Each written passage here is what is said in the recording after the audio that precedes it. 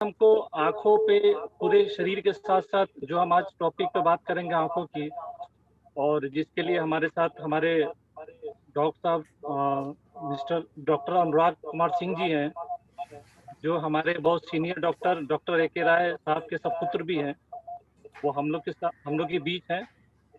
आपके क्वेश्चन का भी वो जवाब देंगे। और फिलहाल मैं चाहूंगा कि आप उनको ध्यान से सुने और आँख की रख रखाव के बारे में जाने। और मैं बाकी अब श्याम जी रस्तोगी जी को रिक्वेस्ट करूंगा कि आगे की कार्रवाई संभालें।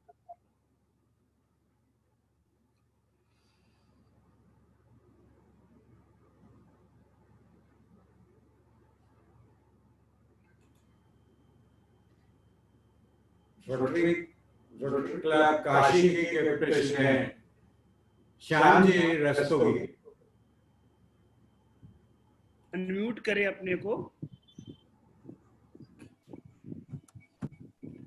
आप सभी का स्वागत है।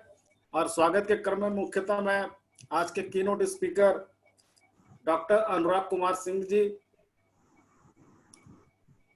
रोटरी नॉर्थ के अध्यक्ष सीए रोटरियन सतीश जैन जी, सचिव सुरेश खंडेलवाल जी, वृंदा की अध्यक्षा रोटरियन सपना खंडेलवाल जी, सचिव मीना सिंह जी एवं साउथ के अध्यक्ष रोटरियन दीपक अस्थाना जी, सचिव प्रदीप कुमार डे जी, सनराइज के अध्यक्ष रोटरियन दीपक अस्थाना जी, प्रदीप कुमार डे जी, सनराइज के अध्यक्ष रोटरियन राजेश कुमार गुप्ता जी, सचिव प्रोफेसर ए.के. सिंह जी, सारनाथ के अध्यक्ष मुकेश कुमार दुबे जी एवं सचिव उमा श्रीवास्तव जी एवं अन्य सभी सदस्य रोटरियन आज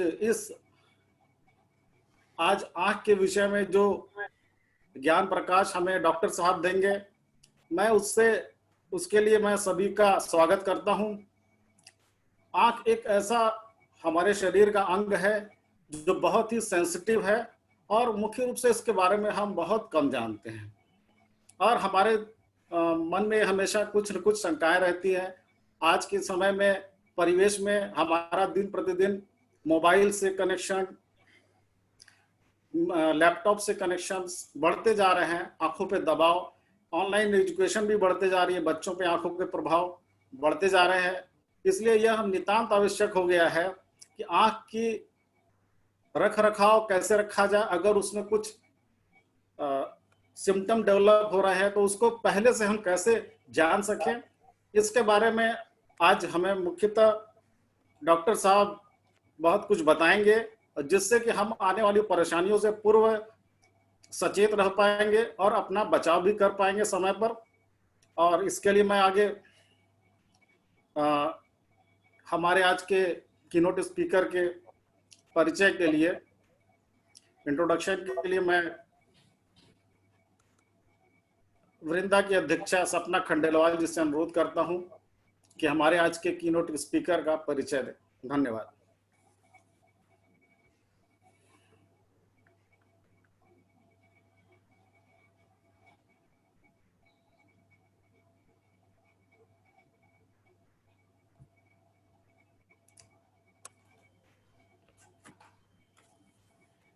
भाभी आप अनम्यूट करिए अपने आप को। अच्छा, धन्यवाद भैया। आवाज आ रही है? बहुत अच्छी आ रही है। सभी को मेरा नमस्कार। आज मुझे बहुत ही गर्व हो रहा है कि मुझे अपने बच्चे समान मेरी ही प्यारी सखी पुष्पा राय के बेटे अनुराग सिंह जी का परिचय पढ़ने को दिया गया। कहते हैं कि बच्चे की जैसी परवरिश होती है, बच्चे में वैसे ही संस्कार आते हैं। आप डॉक्टर अनुराग कुमार राय जी के सुपुत्र हैं, जो बहुत ही दयालु, कर्मठ, उदार और परोपकारी हैं। आप रोटरी क्लब वाराणसी नॉर्थ के पास प्रेसिडेंट हैं। हमारे पतिदेव के बचपन के दोस्त भी हैं। आपके दो सुपुत्र हैं। बड़े सुपुत्र अनुराग कुमार सिंह जी का आज के हमारे कीनोट स्पीकर हैं, जो ऑप्थेल्मोलॉजिस्ट हैं। आपका एक संक्षिप्त परिचय मैं आप लोगों को पढ़कर सुना रही हूँ।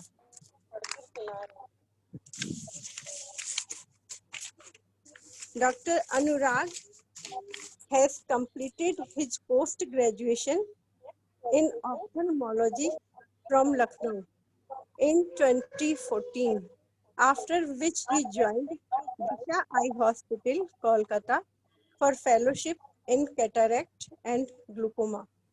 In a short time, he has done more than 10,000 cases of cataract surgery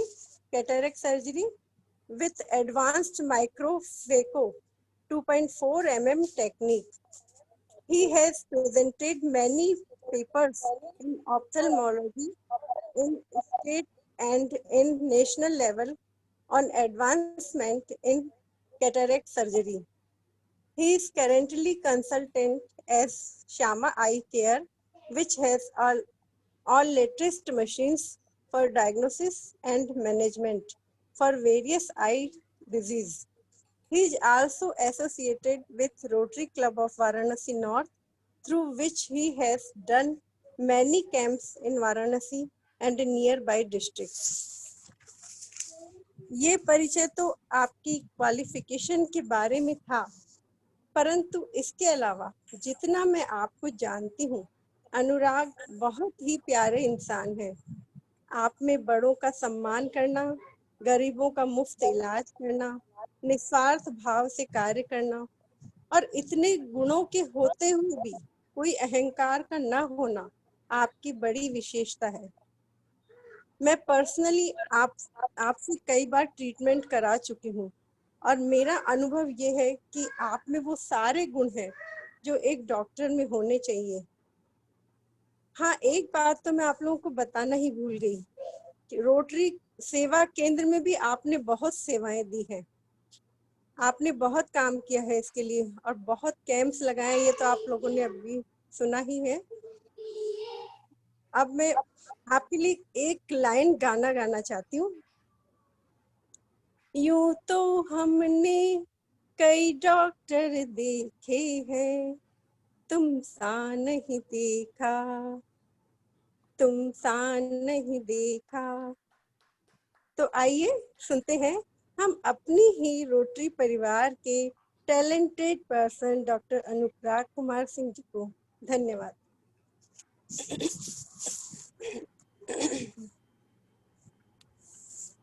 Thank you very much. Rotary Club Varanasi Ganga की President Sapna Khande Handewal. Now I present Dr. Anurag Kumar Singh.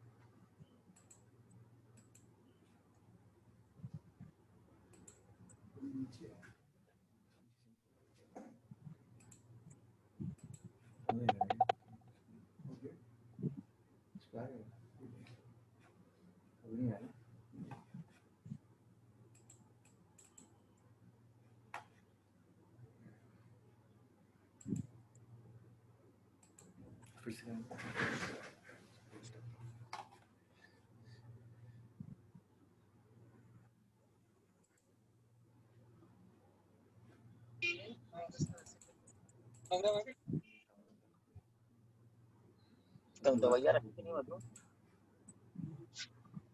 लग रहा है कल 4 बजे उनके यहाँ का time है 5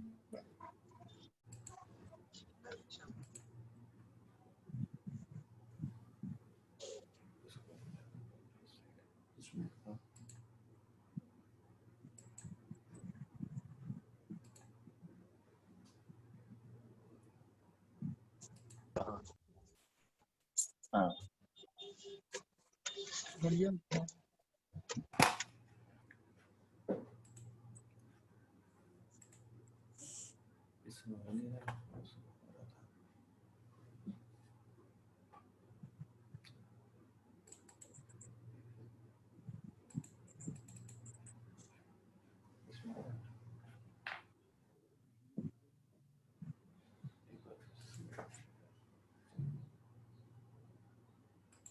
यहाँ से है ना सर? नहीं, यहाँ से चलो।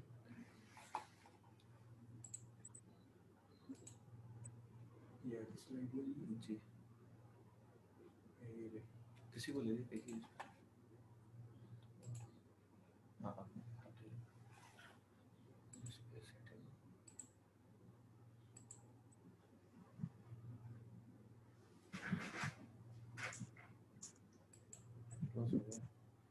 स्लाइड्स ओपन होंगी।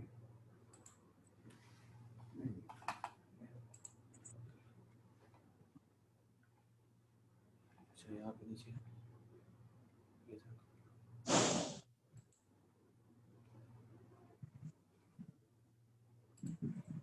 पहले आपको जाना होगा।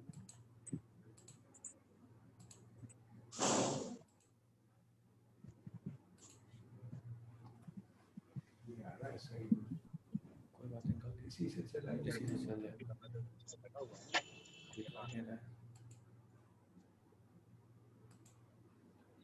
क्या है?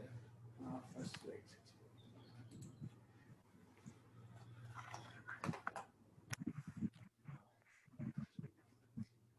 आप सभी को मेरा नमस्कार।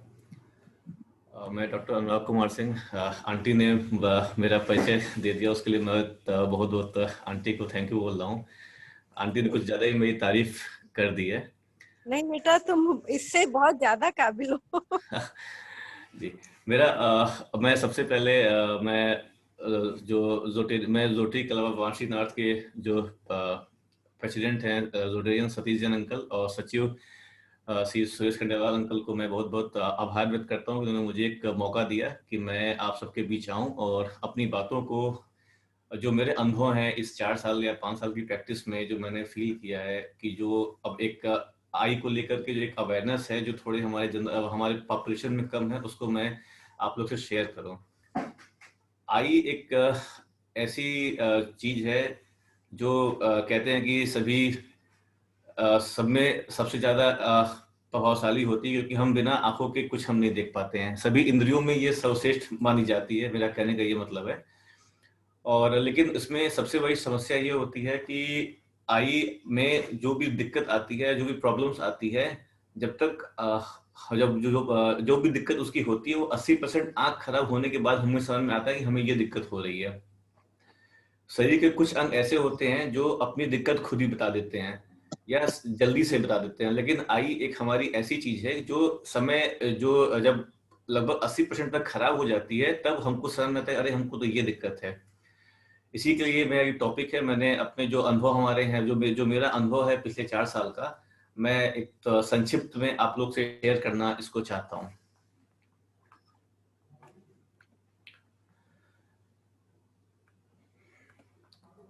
मैं अपनी बात को स्टार्ट करता हूं जब मैं क्रम वाइज इसको स्टार्ट करता हूं। जब सबसे जो बचपन होता है वहां से आई की जो प्रॉब्लम्स होती हैं, आंखों की जो समस्याएं होती हैं, वो बचपन से ही स्टार्ट हो जाती हैं और मैं इसको धीमे धीमे करके एज वाइज लेके चलता हूँ।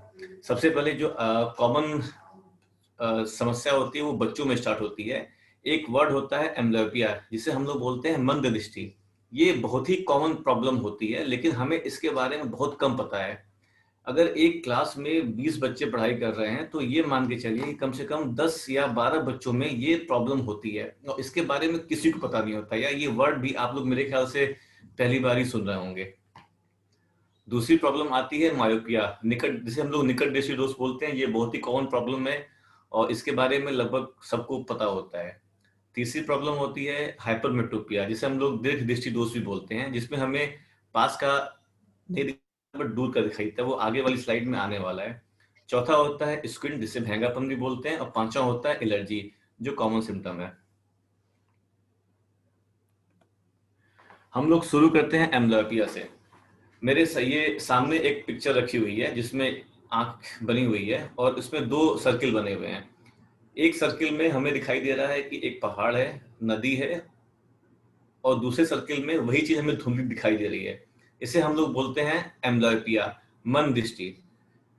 जो हमारी बाइनोकुलर, हमारे पास भगवान ने 2 आंखें दी हुई हैं। दोनों आंखों से क्या फायदा होता है, हम दोनों आंखें जो होती हैं लगभग हम लोग कहा जाता है कि 6 मीटर की दूरी 6 मीटर की दूरी को दोनों आंखें परफेक्टली देख सकती हैं। एक आंख भी 6 मीटर देखती है, दूसरी आंख भी 6 मीटर देखती है। तो क्या होता है कि हम एक आंख से देख रहे हैं, हम किसी चीज को एक आंख से देख रहे हैं या किसी चीज को हम 2 आंख से देख रहे हैं, ये हम नहीं मालूम कर पाते जब तक कि हम अपनी एक आंख नहीं बंद करते हैं। दुर्भाग्यवश ये होता है कि हम लोग कभी अपनी एक आंख बंद ही नहीं करते हैं। हम लोग हमेशा हर चीज को, कोई भी चीज हमारे सामने होती है उसको हम देखते हैं, दोनों आंख से एक पिक्चर की एक ही इमेज बनती है जो हमारा माइंड उसको परसीव करता है। तो हम ये समझ नहीं पाते हैं कि अगर हमको वो चीज दिख जाती है तो हम ये समझ नहीं पाते हैं कि ये दिक्कत, कि हमें कोई दिक्कत है कि नहीं है। एम्ब्लियोपिया क्या होता है, ये बच्चों में सबसे कॉमन होता है, जिसका कॉज कोई नहीं होता है। ये इडियोपैथिक बीमारी होती है, मतलब जिसका कोई कॉज नहीं होता है, ये अपने आप ही हो जाती है। जो ये बीमारी होती है ये बच्चों में होती है, जो एज 5 ईयर से लेकर 12 साल तक के बच्चों में बहुत कॉमन पाई जाती है।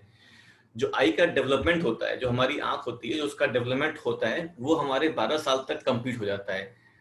कहने का मतलब ये कि जो एक 12 साल का बच्चा है उसकी आंख और एक 22 साल के आदमी की आंख बिल्कुल एक जैसी होती है। जो भी डेवलपमेंट होने होते हैं, जो भी सुधार, खराबी या कुछ भी होना होता है, वो 5 से लेकर 12 साल तक हो जाता है। ये सबसे क्रिटिकल समय होता है। अगर हम इस समय को यूज करते हैं, अगर कोई भी आंख की बीमारी या कोई भी ये दृष्टि कम होना जो ये 5 से 12 साल में होती है, अगर हम उसमें इसी 5 से 12 साल के बीच में ट्रीटमेंट करवा लेते हैं तो हमें इसमें कोई दिक्कत, हमें इसमें सुधार करने की पूरी संभावना होती है। मेरे पास कई पेरेंट्स आते हैं और मुझसे बोलते हैं कि डॉक्टर साहब, मेरा बच्चा 3 दिन तक मेरे बच्चे को सब कुछ दिखाई दे रहा था, लेकिन 3 दिन से उसको दिखाई देना बिल्कुल बंद हो गया। मैं उनसे पूछता हूँ कि आपको क्या दिक्कत हुई, तो बोलते हैं कि मैं लुका छिपी का गेम खेल रहा था, मैंने एक आंख बंद की, मुझे दूसरी आंख से दिख ही नहीं रहा था। ऐसे माने अगर 10-20 की ओपीडी आपकी होती है तो कम से कम 5-6 पेशेंट तो आपके ऐसे होते हैं। हर क्लास, हर स्कूल, हर क्लास में ऐसे बच्चे आपको जरूर मिल जाएंगे जो पेरेंट्स जागरूक होते हैं, जो अपने बच्चों का ध्यान रखते हैं, वो इस चीज को जल्दी पकड़ लेते हैं। इसमें होता क्या है कि मेनली इसमें दिक्कत क्या आती है, इसमें बच्चे हमेशा कंप्लेन करते हैं कि सर में दर्द हो रहा है, उनके आंख से पानी आ रहा है, या वो देखेंगे जो भी कोई चीज पढ़ने लिखने की चीज होगी तो वो बहुत पास से उसको बुक हो गया या फोन हो गया, बहुत पास से देखने की कोशिश करेंगे। उन्हें अपने जो वर्ड्स होते हैं, जो कॉपी किताब में वर्ड्स लिखे होते हैं, वो उनको ठीक से ग्रैप्स नहीं कर पाते, ठीक से पढ़ नहीं पाते हैं। इस चक्कर में वो बार बार अपनी आंखों को मलते रहते हैं। ये कुछ कॉमन सिम्टम होते हैं जिससे ये समझ में आता है कि हाँ, हमारी आंखों में कुछ गड़बड़ी है। कुछ पेरेंट्स आते हैं, वो बोलते हैं कि डॉक्टर साहब, मेरा बच्चा कल से बिल्कुल उसको नहीं दिखाई दे रहा है। तो ये सब समस्याएं होती हैं, ये सब बिल्कुल कॉमन सिम्टम होते हैं, लेकिन हम लोग इसको धीरे धीरे करके इग्नोर करते हैं, कह रहे हैं तुम तो टीवी देख लेते हो, तुम्हारी आंख तो सही है, तुम घड़ी देख ले रहे हो, तुम्हारी आंख सही है। कई बार पेरेंट्स झगड़ जाते हैं कि नहीं, आप सही नहीं बोल रहे हैं, हमारा तो बच्चा सब कुछ देख ले रहा है, टीवी देख ले रहा है, मोबाइल देख ले रहा है। और जब उसकी विजन चेक होती है तो एक आंख बिल्कुल खत्म हो जाती है, मतलब उसमें एक आंख में बिल्कुल रोशनी खत्म हो जाती है।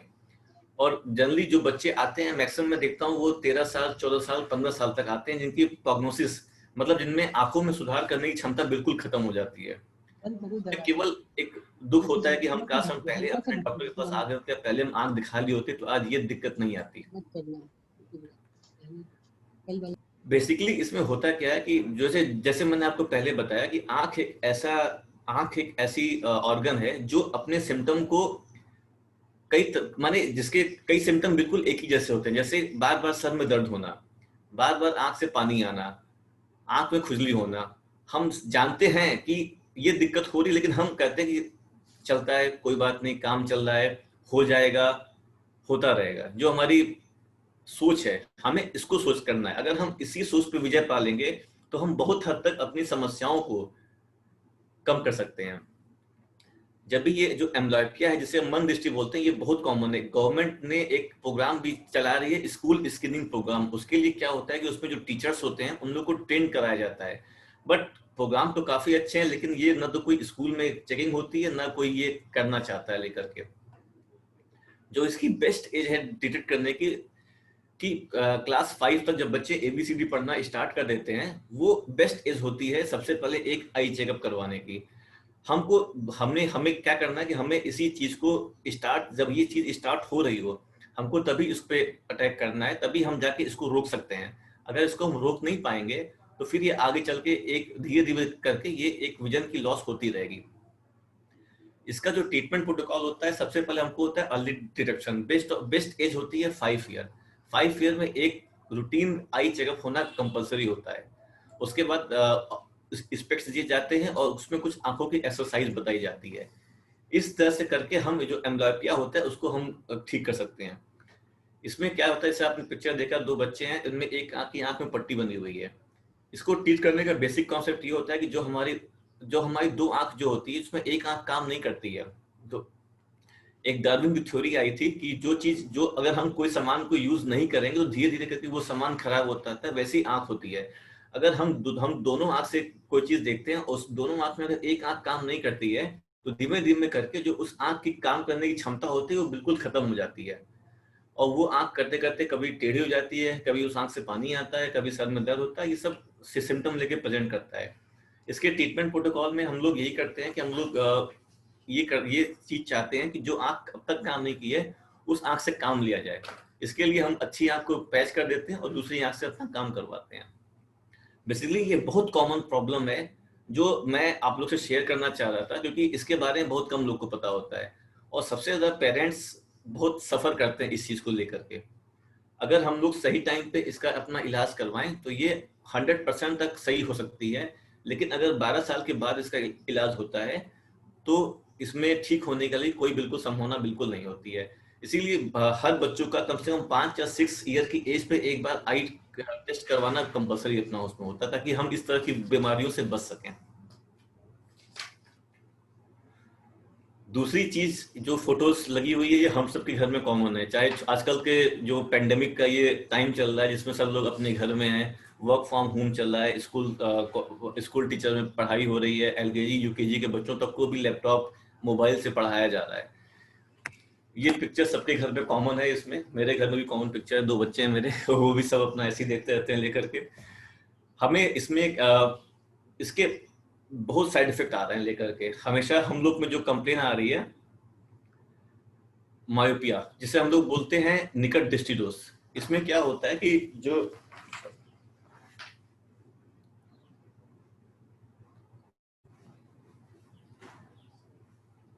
निकट दृष्टि दोष इसमें होता है, इसको हम लोग निकट दृष्टि दोष बोलते हैं। इसमें क्या होता है, जो हमारी आईबॉल होती है, जो लाइट रेज जो रेटिना पे आनी चाहिए वो रेटिना पे ना आके उससे पहले ही गिर जाती है, निकट गिर जाती है, इसलिए हम लोग उसको बोलते हैं निकट दृष्टि दोष। इसमें क्या होता है कि आपकी जो इमेज, जो हम लोग की जो आईज होती है, वो दूर देखने की क्षमता खो देती है। हमें केवल पास का साफ दिखाई देता है और दूर का साफ नहीं दिखाई देता है।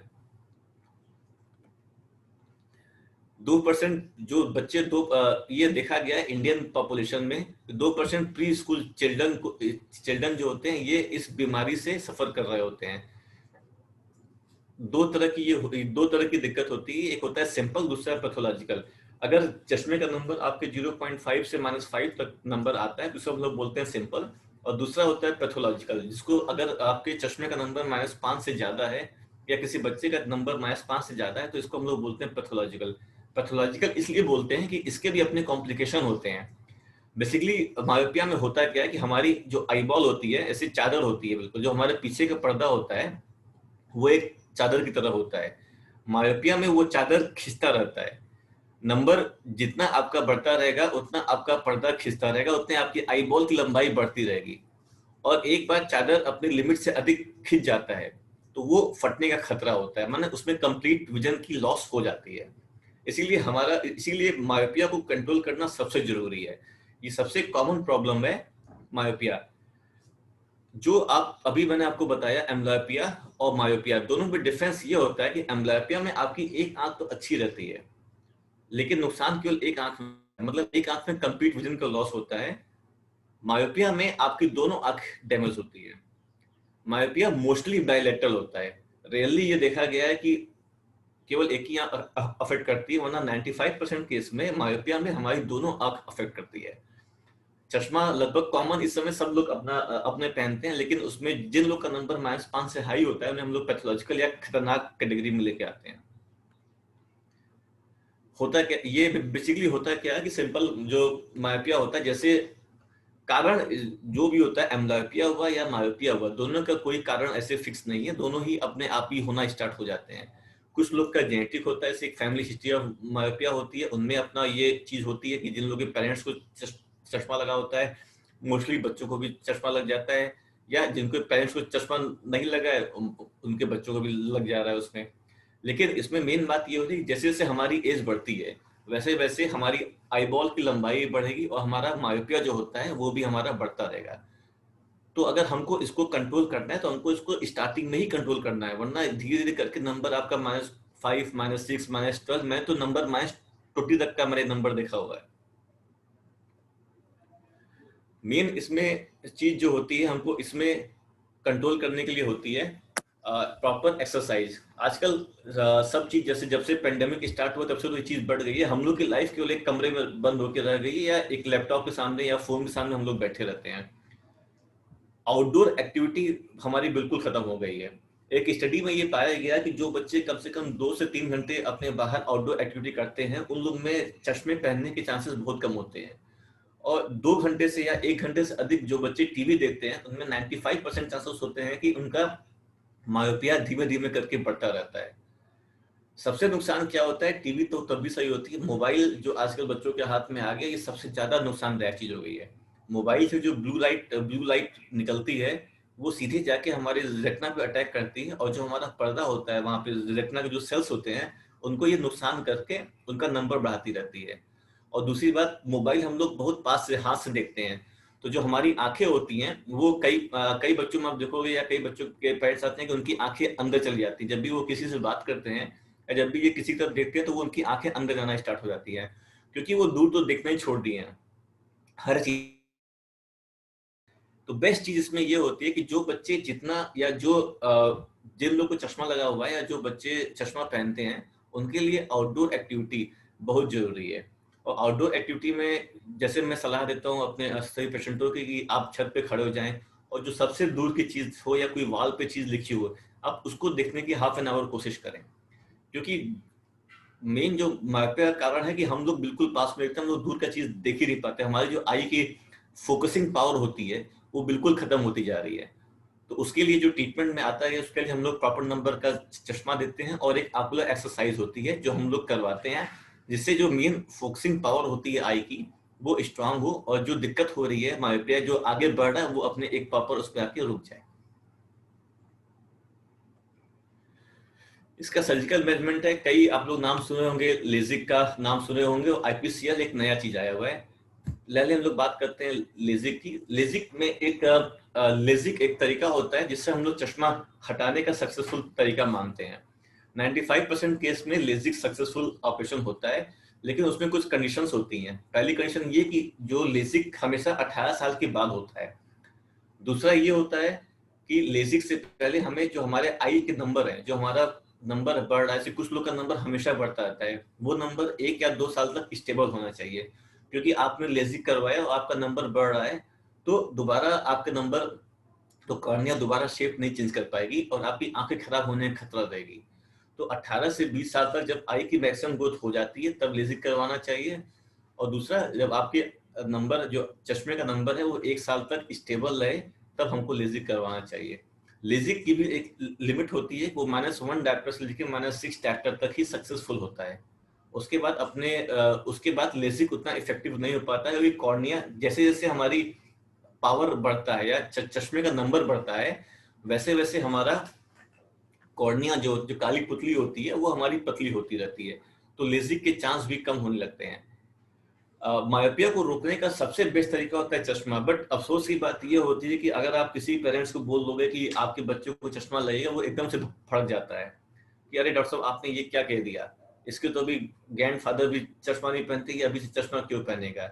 या कुछ मिसकॉन्सेप्ट्स होते हैं जो जो मेरे पास आते हैं, मैं आपसे बताना चाहता हूँ। जैसे कि एक बार चश्मा लग गया तो दोबारा नहीं हटता, ऐसी बात नहीं है। अगर आपने 5 से 12 साल के बीच में चश्मा पहना है तो ये मान के चलिए कि अगर आपने कंटिन्यूअस चश्मा पहना है तो 80% केस में चश्मा हट भी जाता है, क्योंकि वो आपके नंबर को कवर कर लेता है।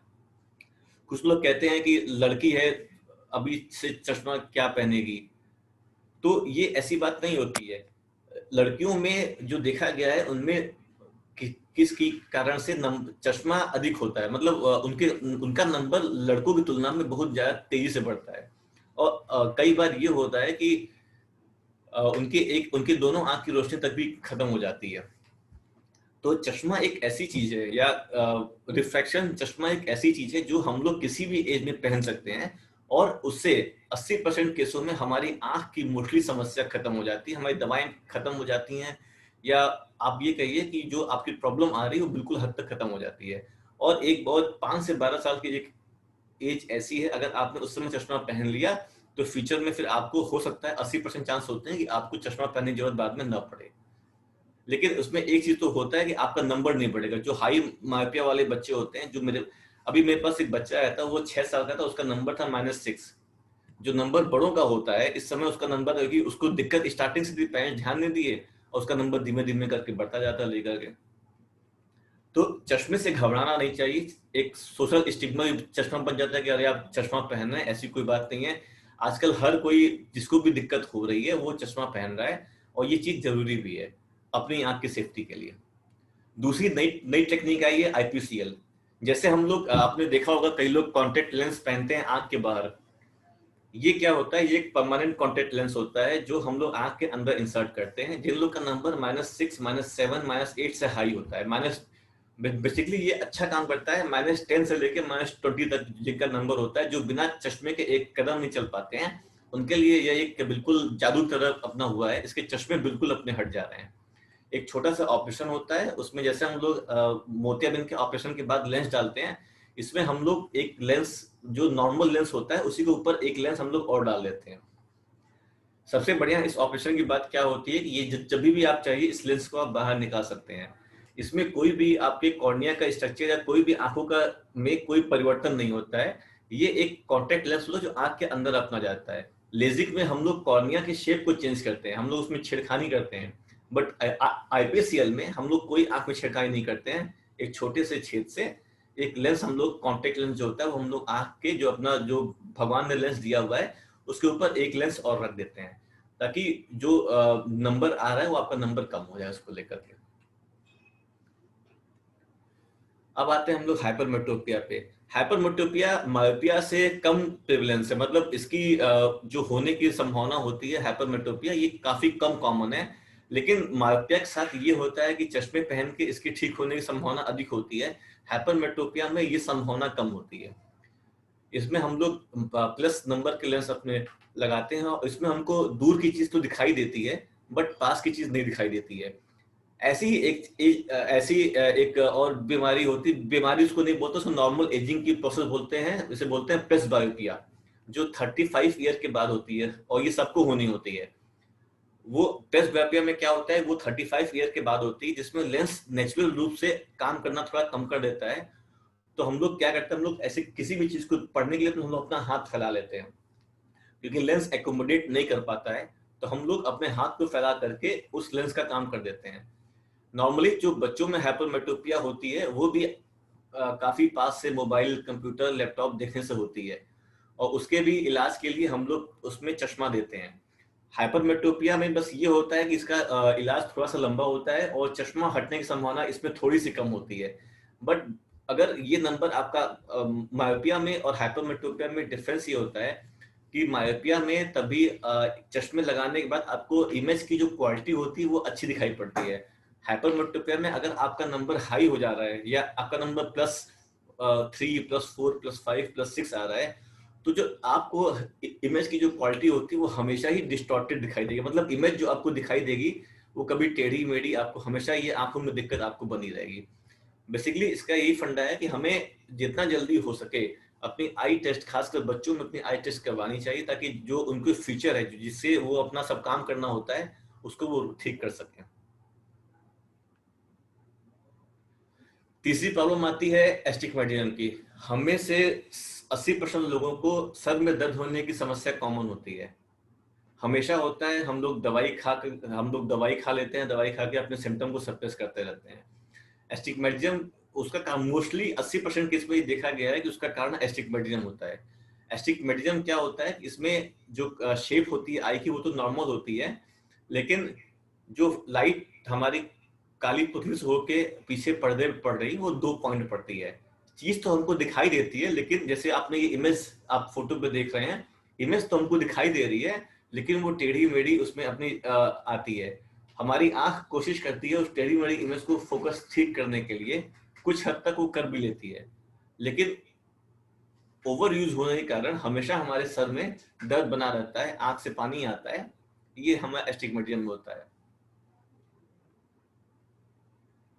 बच्चों में और एक प्रॉब्लम देखी गई है, जैसे बोलते हैं स्क्विंट, भेंगापन। ये काफी कॉमन प्रॉब्लम हो गई है। इसमें मेन कारण क्या होता है कि कुछ बच्चों ये समस्या और ये जो दिक्कत होती है ये आपकी लगभग 5 साल से लेके 10 साल तक के बच्चों में काफी कॉमन पाया जाता है। इसका कारण मसल का इम्बैलेंस होता है। हमारी जो हमारे आंखों में जो मसल होती है वो अच्छे से काम नहीं करती है। कुछ कारण ये जेनेटिक होता है, कुछ में ये आई का ओवर यूज करने का होता है।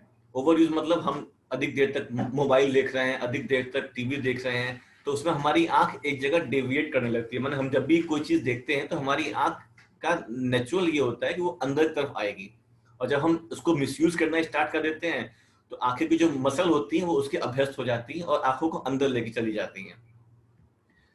अभी एक केस आया था कि एक बच्चा था, वो अभी जो एक ऐप बैन हुआ है उसका नाम मुझे ढंग से याद नहीं आ रहा है, उसमें वो गेमिंग ऐप था। वो बच्चे खेल खेल के एक बच्चा उसको कंटिन्यूअस 7 घंटे तक खेलता रहा और उसकी दोनों आंख बिल्कुल अंदर आ गई। जैसे आपने पिक्चर देखी है, उसमें बच्चे की एक ही आंख अंदर आई है, उसकी दोनों आंख बिल्कुल अंदर आ गई थी और वो अपनी आई साइट कंप्लीट लॉस कर गया within 1 day. 7 hour continuous उसने गेम खेला और उसकी पूरी आई साइट चली गई लेकर के। बच्चे इसको कैसे प्रेजेंट करते हैं? हमेशा बच्चा ये कहेगा या आप नोटिस करेंगे कि बच्चे हमेशा अपनी आंख को मला करते हैं। वो मलते इसलिए हैं क्योंकि वो अपने मलने से आंखों को थोड़ा रेस्ट मिलता है और जो उनका एकोमोडेशन है वो थोड़ा आराम मिलता है। तो हमेशा इस तरह के जो बच्चे होंगे जिनको मायोपिया होगा, हाइपरमेट्रोपिया होगा, एम्ब्लियोपिया होगा, वो अपनी आंखों को रब करेंगे। जब भी वो टीवी देखेंगे उनकी आंख से पानी आएगा। तीसरा होगा वो हमेशा ये चीज बोलेंगे कि मैं जब क्लास में पीछे बैठता हूँ, जब भी क्लास में पीछे रोटेशन में बैठते हैं उनको ब्लैक बोर्ड तो साफ दिखाई नहीं पड़ता है, और जब आगे आगे बैठते हैं उनको फिर साफ दिखाई दे जाता है, आंखों से पानी आएगा। और कई बार ये भी देखा गया है कि जब मैं पूछता हूँ बच्चों से कि बेटा आपने अपने पापा मम्मी को बताया था इस चीज को, तो वो बोलते हैं कि हाँ लेकिन सीरियसली नहीं लिया था। तो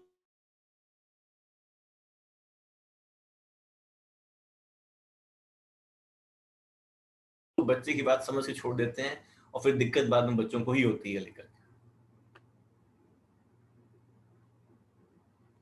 मेनली जितने भी रिफ्रैक्टिव एरर होते हैं वो आपकी क्वालिटी ऑफ लाइफ को अफेक्ट करते हैं और दोनों आंखों को अफेक्ट करते हैं। एम्ब्लियोपिया केवल एक आंख को करता है, हाइपरमेट्रोपिया, मायोपिया, स्क्विंट दोनों आंखों को इक्वली या अनइक्वली इफेक्ट करता है। बेस्ट तरीका जो मैनेजमेंट का होता है अर्ली डिटेक्शन। हम जितना जल्दी अपने इस बीमारी को पकड़ लेंगे उतना जल्दी हम इसको ठीक कर पाएंगे।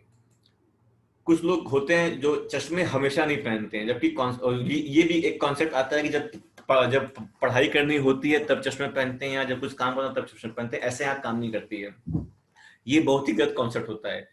हम जब भी सुबह सो के उठते हैं और रात में सोने जाते हैं तब तक हमारी आंख काम करती है।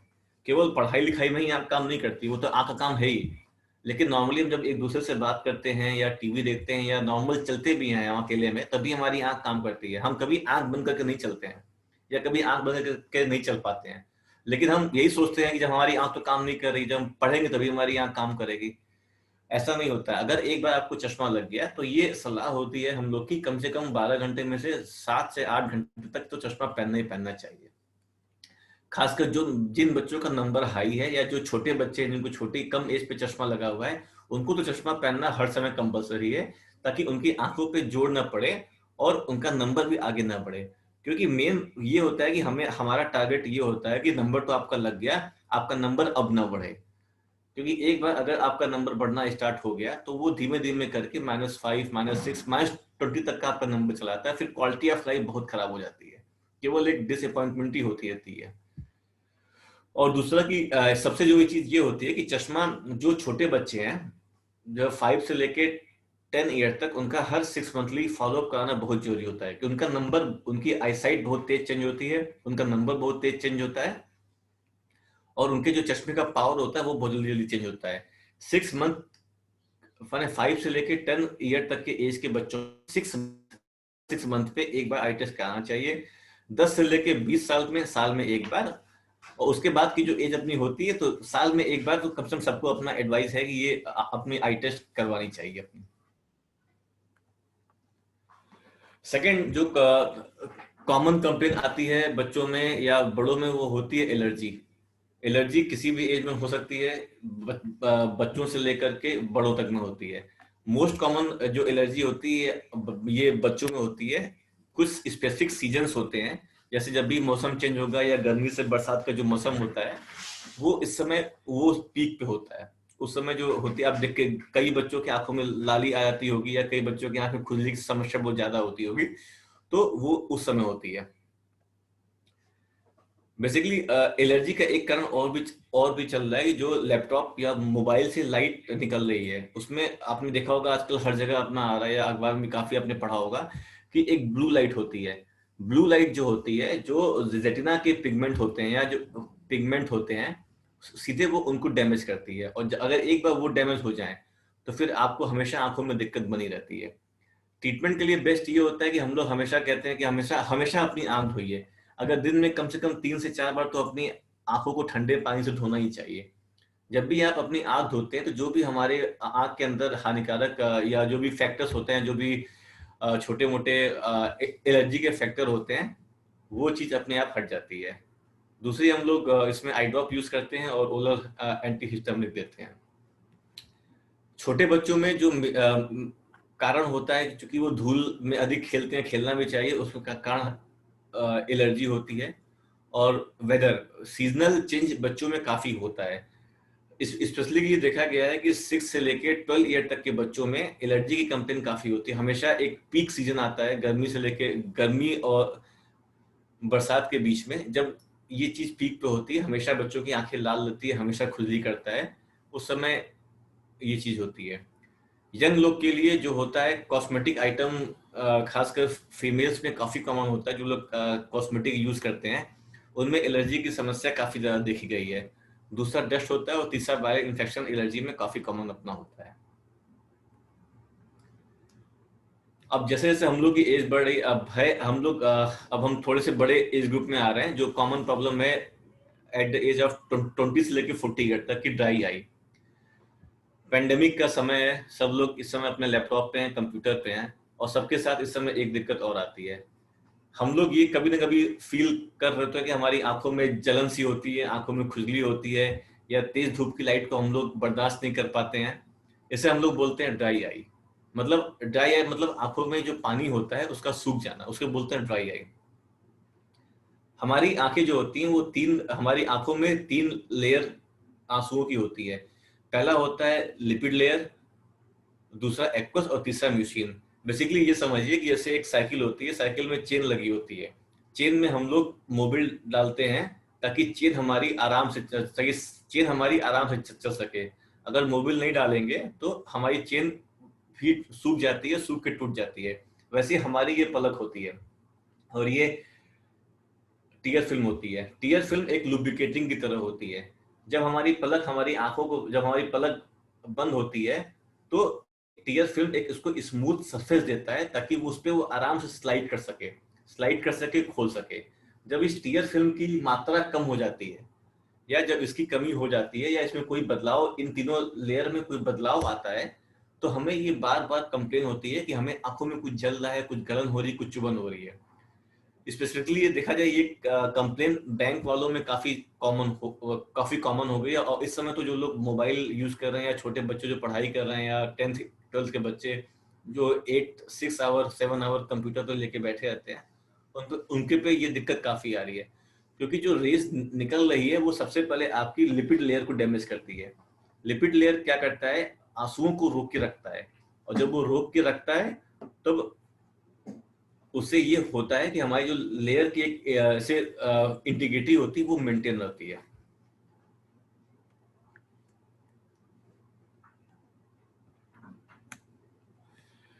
दूसरा एक सिंड्रोम आ गया, तो इसको, इस पूरे सिम्टम को, जिसमें आंखों का लाल होना, आंखों में गलन चुभन का होना, आंखों से पानी आना, सर का दर्द होना, या शाम होते होते आंखों में खुजली होना, या बहुत ज्यादा इरिटेशन होना, सबको एक वर्ड बोला गया, कंप्यूटर विजन सिंड्रोम।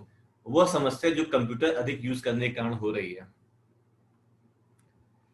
इसमें हमें कभी कभार, जब हम इतने खो जाते हैं कंप्यूटर में काम करने पे, तो हमें कभी कभार लगता है जैसे हमें 1 का 2 दिखाई देता है, या हम लोग चाहते हैं कि अपनी आंख बंद, कुछ समय तक वो धुंधलापन स्क्रीन पे दिखाई देता है, हम लोग अपनी आंखें कुछ समय के लिए बंद करना चाहते हैं, या हमारे आंखों का नंबर लगातार उससे बढ़ता रहता है।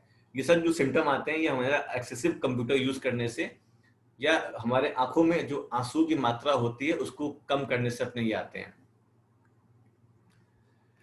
इसीलिए जब भी ये एडवाइस दी जाती है, आप जब भी सिस्टम के सामने बैठे हो, आप एक लुब्रिकेटिंग हमेशा रखें। होता क्या है कि जो हमारी टीयर फिल्म होती है, जो हम एक चीज हम लोग और कभी ध्यान दिए होंगे इस चीज को, हम जब भी कंप्यूटर सामने बैठे हैं या मोबाइल सामने बैठे हैं, हम कभी अपने पलकों को नहीं झपकाते हैं। नॉर्मल भाषा में हम कभी ब्लिंक नहीं करते हैं, ये बिल्कुल रूटीन में हम एकटक किसी भी चीज को देखते रहते हैं। उससे होता क्या है कि जो हम ब्लिंक करने से क्या होता है कि जो हमारी नॉर्मल टीयर साइकिल है वो बार बार एक्सचेंज होती रहती है। आपने ब्लिंक किया, आपकी जो टीयर फिल्म है वो रिप्लेस होकर नई टीयर फिल्म आती है, और जब हम लोग ब्लिंक नहीं करते हैं तो टीयर फिल्म रिप्लेस नहीं हो पाती है, और जब कोई चीज रिप्लेस नहीं हो पाती है तो वो उस चीज की जो क्वालिटी होती है वो खराब होने लगती है या कम होने लगती है। इसीलिए जब भी आप ये चीज, आप जब भी कंप्यूटर देखिए, लैपटॉप देखिए या मोबाइल देखिए, ये हमेशा ध्यान रखिए कि आपको ब्लिंक करना है। अगर अपनी आप पलक नहीं झपकाएंगे, आप ब्लिंक नहीं करेंगे, तो आपकी जो टीयर फिल्म है या जो आपकी टीयर फिल्म है वो कभी एक्सचेंज नहीं हो पाएगी, और एक्सचेंज नहीं हो पाएगी तो आंखों में हमेशा लालपन, खुजली होना, सर में दर्द होना, ये कॉमन सिम्टम आपको दिखाई देंगे।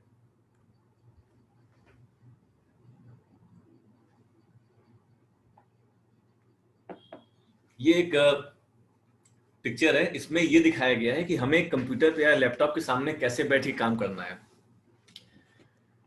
जो लोग लैपटॉप के सामने बैठ के काम करते हैं उनको कई तरह की कंप्लेन होती है। एक तो पीठ में भी दर्द होने लगता है, सर्वाइकल की प्रॉब्लम अपनी आने लगती है, और खासकर ड्राई आई। हमेशा ये चीज ध्यान रखिए, जो कंप्यूटर होना चाहिए या होना चाहिए आपके आंखों से 45 से 75 सेंटीमीटर की दूरी पे होना चाहिए। दूरी बहुत जरूरी है, क्योंकि 45 से 75 सेंटीमीटर पे ये देखा गया है कि जो स्क्रीन से लाइट आ रही है उसकी इंटेंसिटी कम हो जाती है। अगर हम लोग उससे पास से देखना स्टार्ट करते हैं तो डैमेज होने की संभावना काफी रहती है। तो आइडियल डिस्टेंस जो होता है वो 45 से 75 सेंटीमीटर का होता है।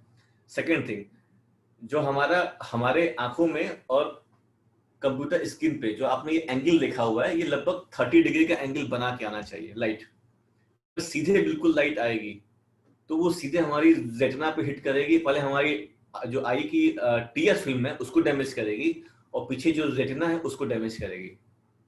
हमेशा हमें 30 डिग्री का एंगल बनाकर ही अपना देखना है।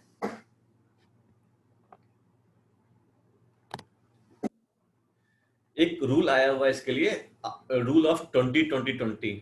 आजकल T20 भी चल रहा है, ये वो रूल नहीं है, दूसरा रूल है इसके लिए, रूल ऑफ 20-20-20। इसमें क्या है कि हमें हर 20 मिनट पे 20 फीट की दूरी पे देखना है और 20 बार ब्लिंक करना है। 20 मिनट के समय पे 20 फीट की दूरी पे देखना है और 20 बार ब्लिंक करना है। इससे क्या होता है, हमें ब्रेक मिल जाएगा। हमें जो टीयर फिल्म होती है, हम जितनी 20 बार ब्लिंक करेंगे तो हमने अब जितना देर से हम काम कर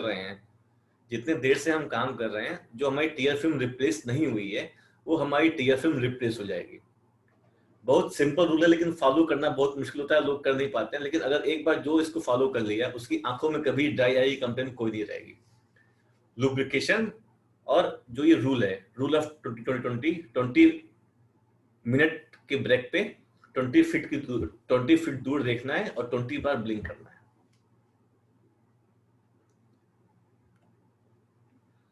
अब हम लोग बढ़ रहे हैं एक ग्रुप में जो आईज में काफी कॉमन है, और एक स्टेज पे सबको होना होता है या हो ही रहा है, कैटरेक्ट को लेकर के।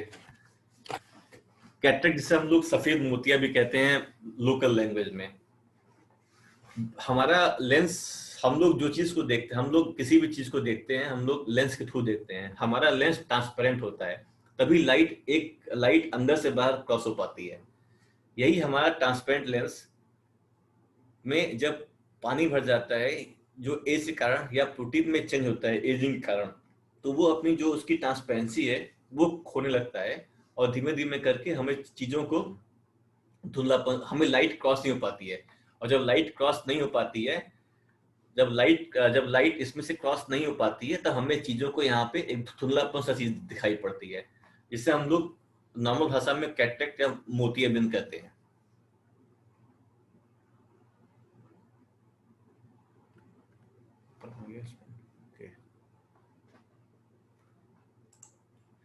इसके 4 स्टेज होते हैं।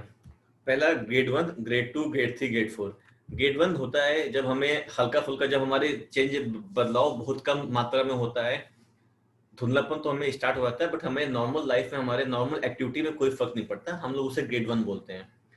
ग्रेड 2 में क्या होता है कि जब हमें लगता है हम अपनी जो रूटीन लाइफ है, ऐसे लिखने में, पढ़ने में, खासकर नाइट ड्राइविंग करने में हमें दिक्कत होना स्टार्ट हो जाती है, तब उसे हम ग्रेड 2 बोलते हैं।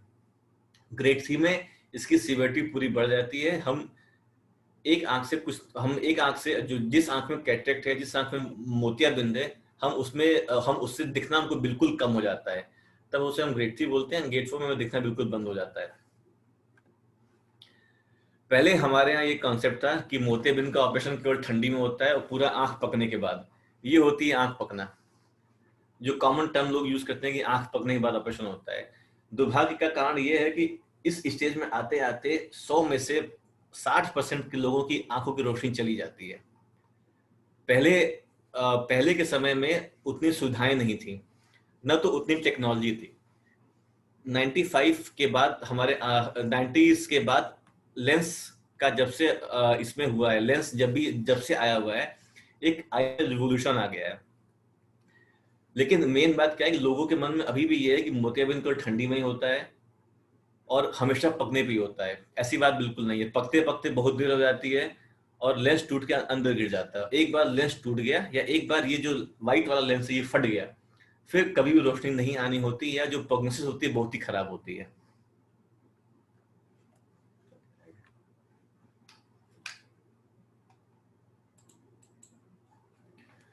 इसके सिम्टम क्या आते हैं, हमें कैसे समझ में आया कि हमारे आंखों में कोई दिक्कत हो रही है? हमको लाइट में देखने में दिक्कत होगी। कुछ मोतियाबिंद जो कि कुछ मोतियाबिंद होते हैं जो 20 से स्टार्ट होते हैं। जो मोतियाबिंद 20 से स्टार्ट होते हैं वो जल्दी एज ग्रुप में होते हैं, यंग एज ग्रुप में होते हैं। पहले तो ये था कि मोतियाबिंद केवल ओल्ड एज में होता है, बट अब मोतियाबिंद का कोई स्टेज नहीं है। पैदा होने के बाद भी मोतियाबिंद हो जाता है। 10 साल, 20 साल, 30 साल, किसी भी एज ग्रुप में मोतियाबिंद हो जाता है। इस समय कोई इसकी वो नहीं है। जो मोतियाबिंद 20 से स्टार्ट होता है उसमें उनकी कंप्लेन ये रहती है कि उनको दिन में देखने में दिक्कत होती है और शाम होते उनको साफ साफ दिखाई देने लगता है। कुछ लोग को मोतियाबिंद किनारे से शुरू होता है। जिन लोग को मोतियाबिंद किनारे शुरू होता है उन लोगों की कंप्लेन ये होती है कि वो रात में धुंधलापन दिखाई पड़ता है, लेकिन दिन में बिल्कुल साफ दिखाई पड़ता है। वो बेसिकली लाइट जिस जगह को क्रॉस नहीं कर पाती है, मोतियाबिंद उस जगह से अपना दिखाई देता है। रीडिंग हमें किताब, अच्छा एक चीज में और होती है, कुछ लोग को दूर की चीज, अच्छा इसमें क्या होता है, जैसे मोतियाबिंद स्टार्ट होता है हमें दूर की चीज तो दिखाई नहीं देती है, बट हमें पास की चीज बहुत साफ होने लगती है। हमको लगता है कि जो हम पहले किताब बिना चश्मे के नहीं पढ़ पाते थे, हम लोग अखबार हुआ या किताब हुआ बिना चश्मे के पढ़ना स्टार्ट कर देते हैं।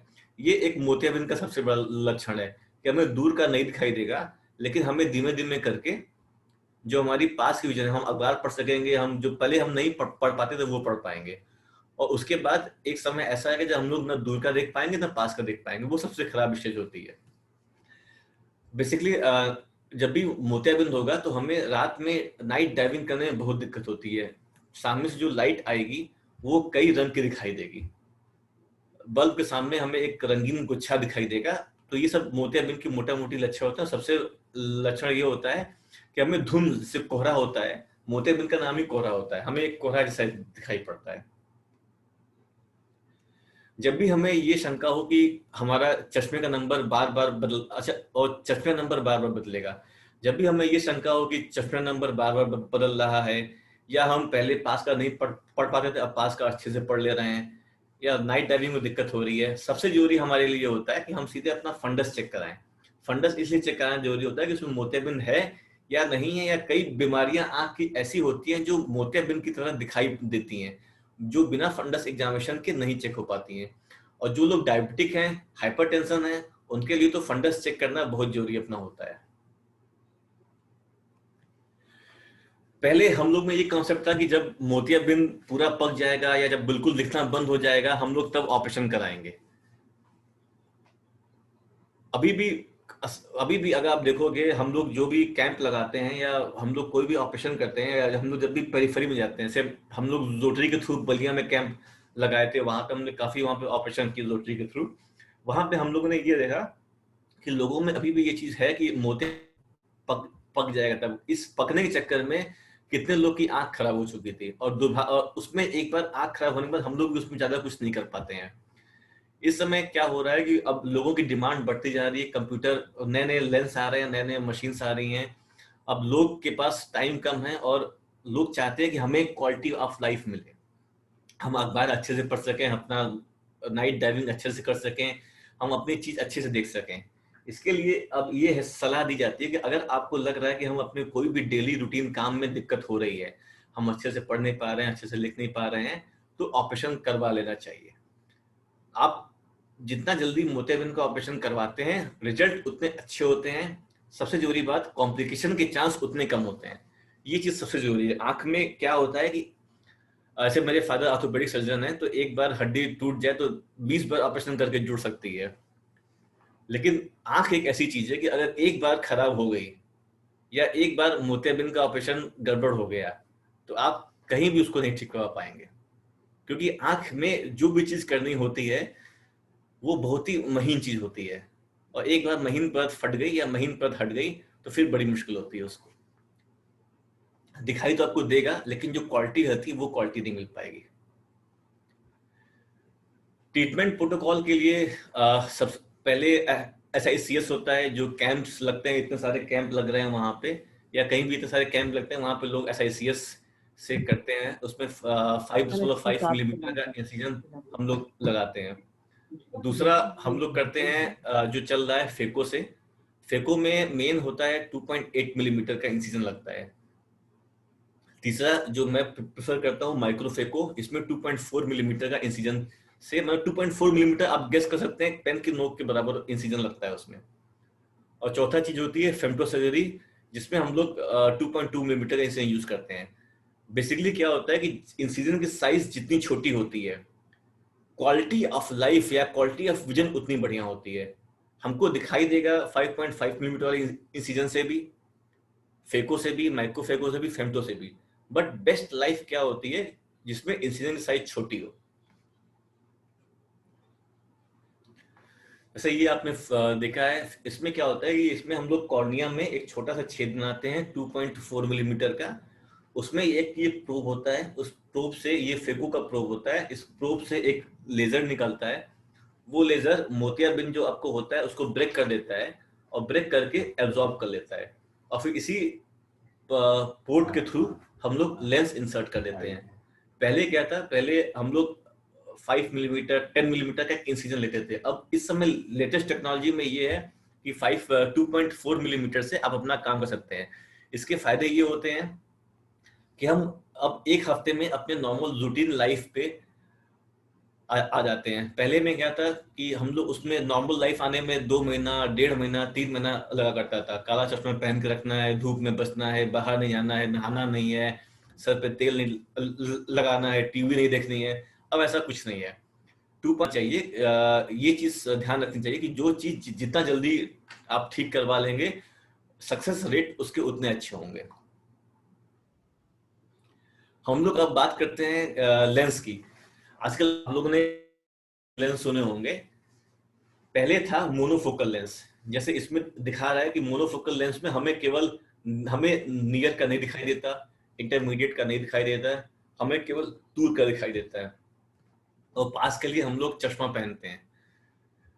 उसके बाद दूसरा लेंस आया है मल्टीफोकल लेंस।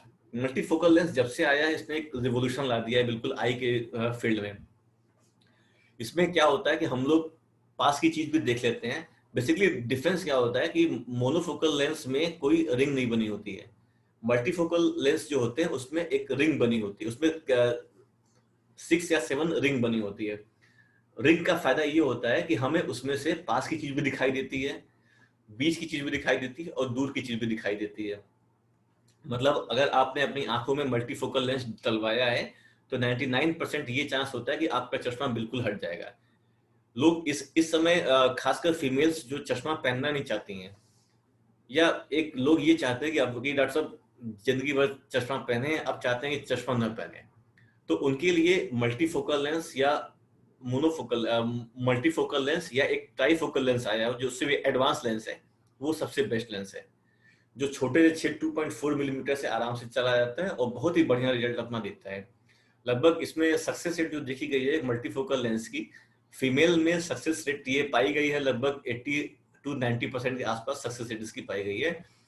यंग मेल्स में जो लोग मेन बस इसमें एक दिक्कत होती है कि नाइट डाइविंग वालों को हम लोग मल्टीफोकल नहीं एडवाइस करते हैं, हम लोग उनको मोनोफोकल ही लेंस पर रखते हैं। हर लेंस की अपनी कुछ अच्छाई है, कुछ खराबी है।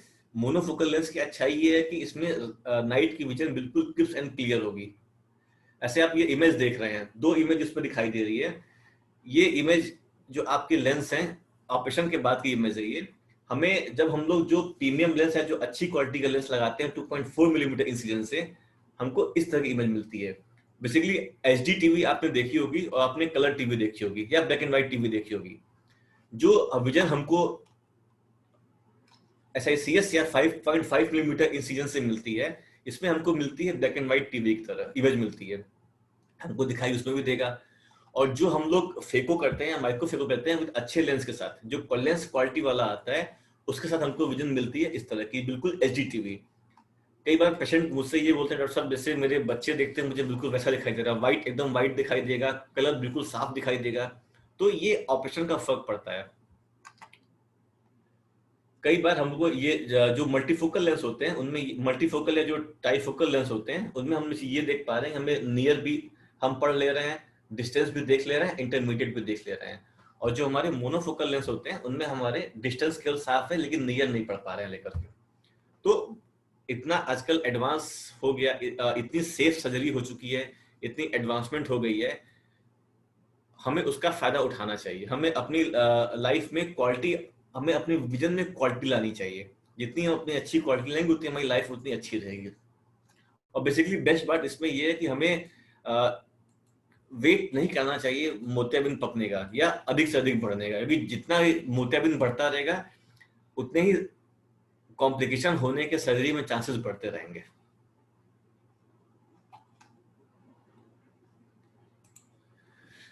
अब जो मोस्ट टॉपिक, अब जो बीमारी है उसके बारे में मैं बात करना चाहूंगा, उसे बोलते हैं ग्लूकोमा।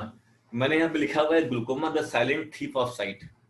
मतलब ग्लूकोमा जिसे हम लोग काला मोतिया बोलते हैं अपने नॉर्मल भाषा में, इसकी सबसे बड़ी, इसे हम लोग साइलेंट थीफ इसलिए बोलते हैं, मोतियाबिंद में आपको सामने धुंध आपको तुरंत दिखाई देगी। मोतियाबिंद में क्या होगा कि आपको धुंध तुरंत दिखाई देगी। समलवाई आपको तब समझ में आएगा जब आपकी 80% निगाह खत्म हो जाए। मोतियाबिंद में क्या होता है और ये समलवाई में क्या होता है, आपने ये देखा होगा कि ये सराउंडिंग से ब्लैक ब्लैक आना स्टार्ट हो रहा है। हम नॉर्मली सीधा ही देखना प्रेफर करते हैं, हम लोग दाएं बाएं आंख घुमा के देख लेते हैं, हम कभी अपने साउंडिंग नहीं टेस्ट करते हैं। समलवाई क्या होती है, पहले सराउंडिंग की विजन होती है।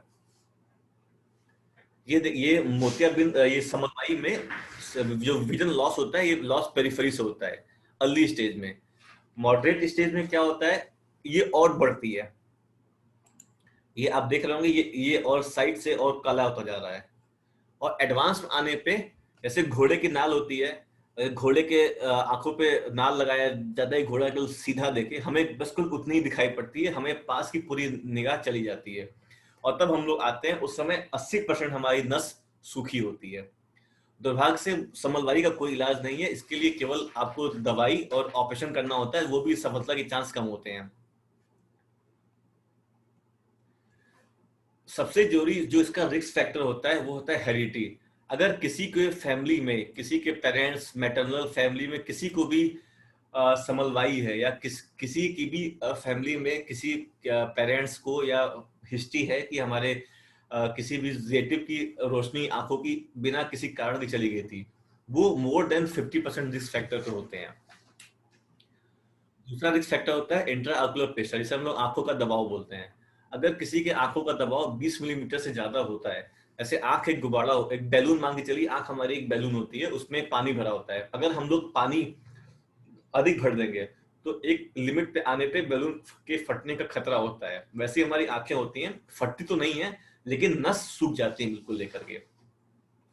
जिन लोग को डायबिटीज है उन लोग को समलवाई होने का खतरा सबसे हाई होता है।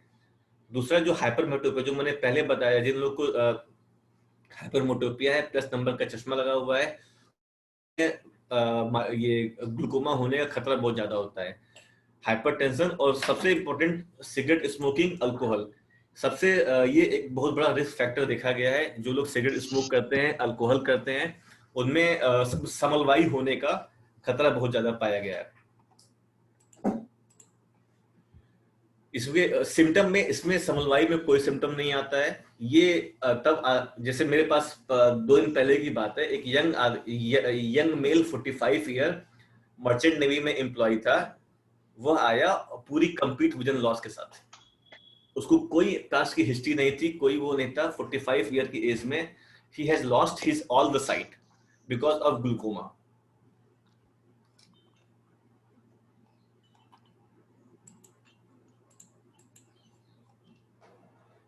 Early diagnosis and treatment is the gold standard. Eye की जितनी भी बीमारियां होती हैं, सब में आई अपने में सिग्नल कम देता है। बेस्ट क्या होता है, जितना जल्दी डायग्नोसिस हो और जितना जल्दी ट्रीटमेंट हो, वही बेस्ट होता है। 40 ईयर की जो एज ग्रुप होती है, आफ्टर 40, ये किताबों में ये लिखा गया है कि 40 साल के बाद एक बार अपनी आई का फंडस टेस्ट और HFA या कोई भी रेटिना में प्रॉब्लम हुई, कुछ भी होता है, वो 40 इयर्स के बाद ही स्टार्ट होता है। हम लोग उसको उसी एज पे कंट्रोल कर सकते हैं। खासकर ग्लूकोमा को, जिनको भी एक बार ग्लूकोमा अगर स्टार्ट हो गया और 80% तक पहुंच गया, फिर तो उसका कोई ट्रीटमेंट नहीं है। अगर ग्लूकोमा हम लोग 40 ईयर पे डायग्नोस कर लिए, तो हम लोग ये कर सकते हैं कि हम लोग जो चीज 5th या 6th डिकेड ऑफ लाइफ में ब्लाइंड होने वाले हैं, या 5वें या 6ठे दशक में जो आदमी को अंधा बना देगी, हम लोग उसको बढ़ा करके 7वें या 8वें दशक तक कर सकते हैं। ग्लूकोमा एक बहुत ही फ्रस्ट्रेटिंग कंडीशन होती है, इसमें यंग लोग भी परेशान हो जाते हैं, कोई इसका ट्रीटमेंट नहीं है। बेसिकली मैं इस बात पे ये जोर दे रहा हूँ कि मैं खुद ही इस केस को देखा है 2 दिन पहले। तो अर्ली डिटेक्शन इसमें बेस्ट होता है। ये हमारे आंखों का नस होती है। ये जो आपने ये 3 यहाँ पे स्लाइड बनी हुई है, आपने ये स्लाइड देखिए। ये स्लाइड होती है जब हमारे आंखों की नस सूख जाती है। ये हम लोग बाहर से नहीं देख पाते हैं, जब तक हम लोग फंडस एग्जामिनेशन नहीं करेंगे हम लोग को ये चीज नहीं दिखाई देगी। नॉर्मल जो हम लोग के ये कप बोल, इसमें एक कप होता है, एक डिस्क होता है, टर्म ये इसमें है। इसकी साइज लगभग 0.4 होनी चाहिए, लेकिन जब ये बड़ा होकर 0.8 हो जाता है और बिल्कुल सफेद हो जाता है, तब हम लोग बोलते हैं कि नस पूरी सूख चुकी है। ये इसका सबसे इंपॉर्टेंट साइन होता है कि हमें नस सूख चुकी है, इसमें कुछ नहीं हो सकता है। इसीलिए हम लोग जब इस स्टेज पे रहे, हम लोग तभी पे ही इसको इलाज करवाना स्टार्ट कर देना चाहिए। बेसिकली इसमें आपको आई ड्रॉप दी जाती है, क्योंकि इसकी जितनी भी आई ड्रॉप्स होती हैं वो इंडिया में नहीं बनती है, सब इसकी ग्लूकोमा की जितनी भी आई ड्रॉप होती है वो सब बाहर से आती है। कुछ एक दो इंडियन कंपनी है जो ट्राई कर रही हैं बनाने के लिए, बट इसलिए इनका थोड़ा सा कॉस्ट भी काफी देखेंगे महंगा होता है, लेकिन हमें इसको यूज करना होता है। और सर्जरी में इसमें ये होता है कि रिस्क फैक्टर क्या होता है, सर्जरी हम लोग जनरली लास्ट ऑप्शन रखते हैं, क्योंकि सर्जरी के बाद भी ये गारंटी नहीं होती कि निगाह कितनी बचेगी, इसीलिए बेसिकली हम लोग इसको आई ड्रॉप से ही मैनेज करने की कोशिश करते हैं।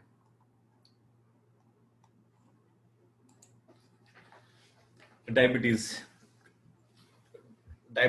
एक बहुत ही कॉमन बीमारी इंडिया में हो गई है, और ये एक तरह से एक सिंड्रोम है, बीमारी नहीं, ये ग्रुप ऑफ बीमारी इसको आप कह सकते हैं लेकर के, जो हेड से लेकर टो तक को अफेक्ट करता है। बेसिकली 3 बॉडी आर्गन को सबसे ज्यादा अफेक्ट करता है, एक हार्ट हो गया, दूसरा आई हो गया, तीसरा किडनी हो गई। डायबिटीज आंख के भी 3 कंपोनेंट को अफेक्ट करता है। सबसे पहले होता है रेटिना, माने आंख का पर्दा। बेसिकली डायबिटीज में होता क्या है, डायबिटीज में जो ब्लड वेसल्स होते हैं, माने जो आपका ग्लूकोज का लेवल होता है, वो आपकी जो एक धमनियां होती हैं, रक्त की धमनियां, ब्लड वेसल्स होती हैं, उनमें एक लेयर होती है, उस लेयर को ये डैमेज कर देती है। और जब लेयर को डैमेज कर देती है तो उसमें जो धमनियां फटने का खतरा होता है। आपने सुना होगा कि उसके दिमाग की नस फट गई, उसी तरह जो नसें होती हैं या धमनियां होती हैं वो आंखों में सबसे ज्यादा होती हैं, उनके फटने का खतरा सबसे ज्यादा होता है। हम उन्हें हेमरेज बोलते हैं, या पर्दे में खून उतर आना या पर्दे का फट जाना, उन्हें हम लोग ये बोलते हैं। दूसरा होता है लेंस में मोतियाबिंद का हो जाना, और तीसरा होता है ग्लूकोमा। तो ये 3 चीजें होती हैं आंखों में जो डायबिटीज करती हैं। आंख के पर्दे में खून उतर जाता है, या आंख का पर्दा फट जाता है, आंखों में मोतियाबिंद हो जाता है, या समलवाई हो जाती है। मोस्ट कॉमन चीज जो पाई गई डायबिटिक में वो है डायबिटिक रेटिनोपैथी।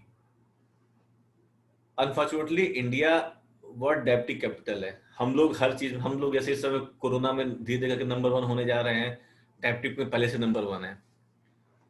और ये देखा गया कि हर 5 में से एक इंसान जिनको डायबिटिक है, उनकी आंखों में डायबिटिक रेटिनोपैथी आया हुआ है। इसकी हम सीवियरिटी ऐसे समझ सकते हैं कि हमारे साउथ इंडिया में, खासकर चेन्नई में और आंध्रा में, वहां की गवर्नमेंट ने डोर टू डोर कैंपेन चलाया है इसको स्क्रीन करने के लिए। ये इसकी सीवियरिटी धीमे धीमे करके बहुत ज्यादा होती जा रही है। हम लोग नॉर्थ में तो इसका मुझे आइडिया नहीं क्या हो रहा है, बट साउथ में गवर्नमेंट ने इसको बहुत सीरियसली लिया है। एक स्क्रीनिंग प्रोग्राम आया हुआ है। आपके कोरोना पेंडेमिक से पहले वहां के वॉलंटियर घर घर जा रहे थे, और वहां पे घर घर जा करके एक फोन मशीन बनी हुई है, उससे वो फंडस की पिक्चर खींच लेते हैं, और फंडस की पिक्चर से देख के समझ जाते हैं कि इनको डायबिटिक के चेंज है कि नहीं है। ये चेन्नई में, आंध्रा में ये चीज स्टार्ट हो गई है, यहाँ पे अभी स्टार्ट नहीं है, लेकिन इसकी सीवियरिटी हम लोग इसी बात से समझ सकते हैं कि गवर्नमेंट कितना इसको सीरियस ले रही है। इसके केस दिन ब दिन बढ़ते जा रहे हैं, और इसके कारण जो अंधापन होता जा रहा है वो भी केस दिन ब दिन बढ़ता जा रहा है। लॉकडाउन है जिसमें हम लोगों ने न तो काफी लोगों ने डायबिटिक की जांच नहीं करवाई है, काफी लोगों ने फिजिकल एक्टिविटी नहीं की है। इस समय 5-6 महीनों में ये केस की सीवियरिटी काफी ज्यादा बढ़ गई है। जो बीमारियां हैं, आगे से हट के मैं एक बात बोलना चाह रहा हूँ कि लोग आजकल अखबारों में या व्हाट्सएप ग्रुप में आप लोग काफी देखते होंगे कि इलाज काफी महंगा हो गया है, डॉक्टर लोग लूट रहे हैं, या ऐसी समथिंग काफी चीज मेरे पास आती रहती है। इसका कॉन्सेप्ट क्या, कि ये हो क्यों रहा है? देखिए, इसमें मैं जहां तक समझता हूँ, इसमें थोड़ी सी गलती पब्लिक की भी होती है, थोड़ी सी गलती हॉस्पिटल साइड से भी होती है। लेकिन बेस्ट चीज क्या इसमें ये होता है कि हम लोग हॉस्पिटल तब पहुंचते हैं जब वो चीज खराब हो जाती है। जैसे आप एक चीज समझिए, मैं आपको दिखाता हूं। ये एक आंख है, ये आपने इसको हम लोग, ये ओसीटी से होता है, ये एक पर्दा होता है रोशनी का। रोशनी के पर्दे में ये आपने जो उभार देखा हुआ, जो ये उठा हुआ चीज है, जो ये उठी हुई चीज है, ये इसका पर्दा खराब हो गया है। इसी पेशेंट के ट्रीटमेंट के लिए एक इंजेक्शन आता है जिसकी एक इंजेक्शन की कीमत होती है 16,000 रुपए इंडियन कंपनी की, और जो इंपोर्टेड इंजेक्शन आता है उसकी कीमत, लोकल इंजेक्शन भी आता है जिसकी कीमत होती है 8,000 रुपए। बीच में बीएचयू में आपने देखा होगा कि 8-9 लोग की रोशनी आंखों की चली गई थी, वो लोकल इंजेक्शन से होता है। बेसिकली हम लोग इस स्टेज तक पहुंचते क्यों हैं, हम लोग किस चीज का वेट करते हैं? अगर ये चीज पहले ही हम लोग पकड़ लेते तो आराम से जो हमारा ट्रीटमेंट 100 रुपए 200 रुपए में हो जाता है, वो क्यों पहुंचता 16,000 18,000 20,000 रुपए में? क्योंकि लोग अवेयर नहीं है, और अवेयर है तो चलता है, अभी तो दिखाई दे रहा है, इसकी क्या जरूरत है, अभी टाइम आया हुआ है, लोग ये कह के चीजों को टाल देते हैं। ये पेशेंट मेरे पास आया था, ये पेशेंट मेरे पास तब आया था जब इसकी रोशनी बिल्कुल ठीक थी, और मैंने इससे कहा था कि आप स्कैन करवाते रहिएगा, हर 6 महीने पर जांच करवाते रहिएगा। उन्होंने बात नहीं मानी, और मेरे पास जब वो इंड आए तब उनकी आंख में इतना बड़ा खून का धब्बा आया हुआ था। ये इसमें इनका लगभग 50 से 60 हजार रुपए इनका खर्चा हुआ, तब जाके इनकी जाके आंख बची। अगर ये पहले ही इस चीज को ये इसको पहले ही रोक सकते थे, इसको ये पहले ही रोक सकते थे अगर ये समय पे आके जांच करवाते, बात मानते, कुछ भी करते उसमें लेकर के, तो ये नौबत नहीं आती। तो हमें इस चीज से हटना होगा। हमें जो चलता है कॉन्सेप्ट है या अभी चल रहा है, अभी दिख रहा है, हमको इससे हटना होगा, तभी हम अपने खर्चे भी कम कर पाएंगे, और अपनी आंखों को या अपनी कोई भी रोग हो, कोई भी माने बॉडी का कोई भी ऑर्गन हो, हम उसको बचा पाएंगे। इस समय एक ओसीटी करके मशीन आती है आंख की, वो इतनी एडवांस मशीन है, जैसे सीटी स्कैन होता है जो दिमाग के डिफरेंट स्कैन करता है और सबको जो बीमारियां होती हैं, ट्यूमर्स होते हैं, उसको मालूम पड़ता है, वैसे ओसीटी होता है। ओसीटी एक आई के लिए वरदान सिद्ध हुआ है। यह इतनी बढ़िया मशीन है कि जो छोटी से छोटी भी बीमारी होती है, पर्दे की खासकर, समलवाई हो गया, ग्लूकोमा हो गया, या और भी कोई बीमारी हुई पर्दे की, उसको वो तुरंत पकड़ लेता है, और जितना जल्दी पकड़ता है उतना अच्छा इसका इलाज करता है। इससे हम लोग एक तो पहले बीमारी पकड़ लेते हैं, और दूसरा रिस्पांस देख पाते हैं कि हमारा जो इलाज चल रहा है उसका रिस्पांस क्या हो रहा है, ठीक हो रहा है, खराब हो रहा है, कोई रिस्पांस नहीं हो रहा है। जैसे आपने ये देखा, ये एक नॉर्मल पर्दा है, नॉर्मल, ये ओसीटी मशीन से जांच की गई है। इसमें ये देख रहे हैं, इसमें ये जो पिक्चर है, कहीं भी खून का धब्बा नहीं दिखाई दे रहा है, बिल्कुल नॉर्मल है, नॉर्मली ब्लड वेसल्स है। लेकिन इस आंख में देखिए, ये जो छोटे छोटे आपको दिखाई दे रहे हैं लाल रंग के, ये खून के धब्बे हैं जो इस वेसल्स के फटने से आए हैं। ये जो पीला पीला आपको दिखाई दे रहा है, जो हम लोग तेल मसाला खूब खाने में खाते हैं, तो ये आंखों में तेल मसाला आया हुआ है। और जब इसका हम स्कैन करते हैं तो हमें ये सब हमारे इस वेसल से लीक होते आता है। ये इसके अंदर का पार्ट है, जो ओसीटी मशीन इसके अंदर को स्कैन करती है। मैकुला, जिसे लोग बोलते हैं मैकुला मतलब एक समझिए ट्रांसफार्मर होता है रोशनी का। अगर इस ट्रांसफार्मर में कोई दिक्कत आ गई तो फिर रोशनी पूरी चली जाती है। तो ये जहां पे से इसमें ये नॉर्मल जो इसकी नॉर्मल ये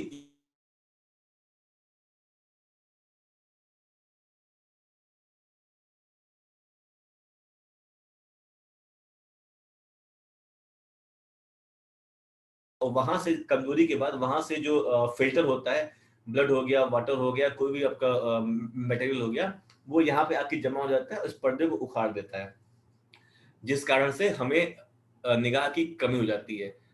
ये सीवियर केस है। इसके बाद क्या होगा, अगर नई ट्रीटमेंट होगा तो ये दोनों चीज जो अपनी ऐसे ज्वाइन है, ये अपनी अलग हो जाएगी, और एक बार अलग हो गई तो फिर निगाह, वो उसे बोलते हैं पर्दे का फटना। एक बार अलग हो गई तो पूरा पर्दा फट जाता है, फिर तो कोई इसका ट्रीटमेंट नहीं होता है, या होता भी तो है लेकिन खर्चे बहुत ज्यादा हो जाते हैं, लेकिन रिजल्ट वैसा नहीं मिलता है। और जब ब्लड वेसल्स काफी फट जाती है तो इस तरह का खून का एक बड़ा सा धब्बा आपकी आंखों के सामने आ जाता है। ये कम से कम एब्जॉर्ब होने में 6 महीने से 1 साल तक इसका लगता है, तब तक देखने में दिक्कत होती है और काफी फ्रस्ट्रेशन हो जाती है। मेन इसमें एक इंट्राविट्रल इंजेक्शन आया, जिसका मैंने अभी आपको बताया कि वो 8,000 से लेकर 32,000 तक का कॉस्ट होता है अपना। लेजर की जाते हैं और सर्जरी की जाती है। बेसिकली टेक होम मैसेज मेरे इसका ये है कि आइस की स्टार्ट माने आइस का जो होता है, जो आइस की देखभाल होता है, वो पैदा होने के बाद से लेके जब तक हम लोग इस धरती पे हैं तब तक करना चाहिए, क्योंकि आई अपनी दिक्कत खुद नहीं बतलाती है, थोड़े छोटे मोटे संकेत देती है, सर में दर्द होना, आंख से पानी आना, लेकिन मैक्सिमम जो बड़ी दिक्कतें होती हैं वो हमें खुद से डायग्नोज करवाना होता है। और सबसे जरूरी क्या होता है, early diagnosis is the most important prognostic factor in eye disease. हम जितना जल्दी अपनी बीमारी पकड़ लेंगे उतना खर्चे कम होंगे, इलाज सस्ता होगा और हम इलाज सफल होगा। मेन बात सफलता की होती है, इलाज हमारा सफल होगा।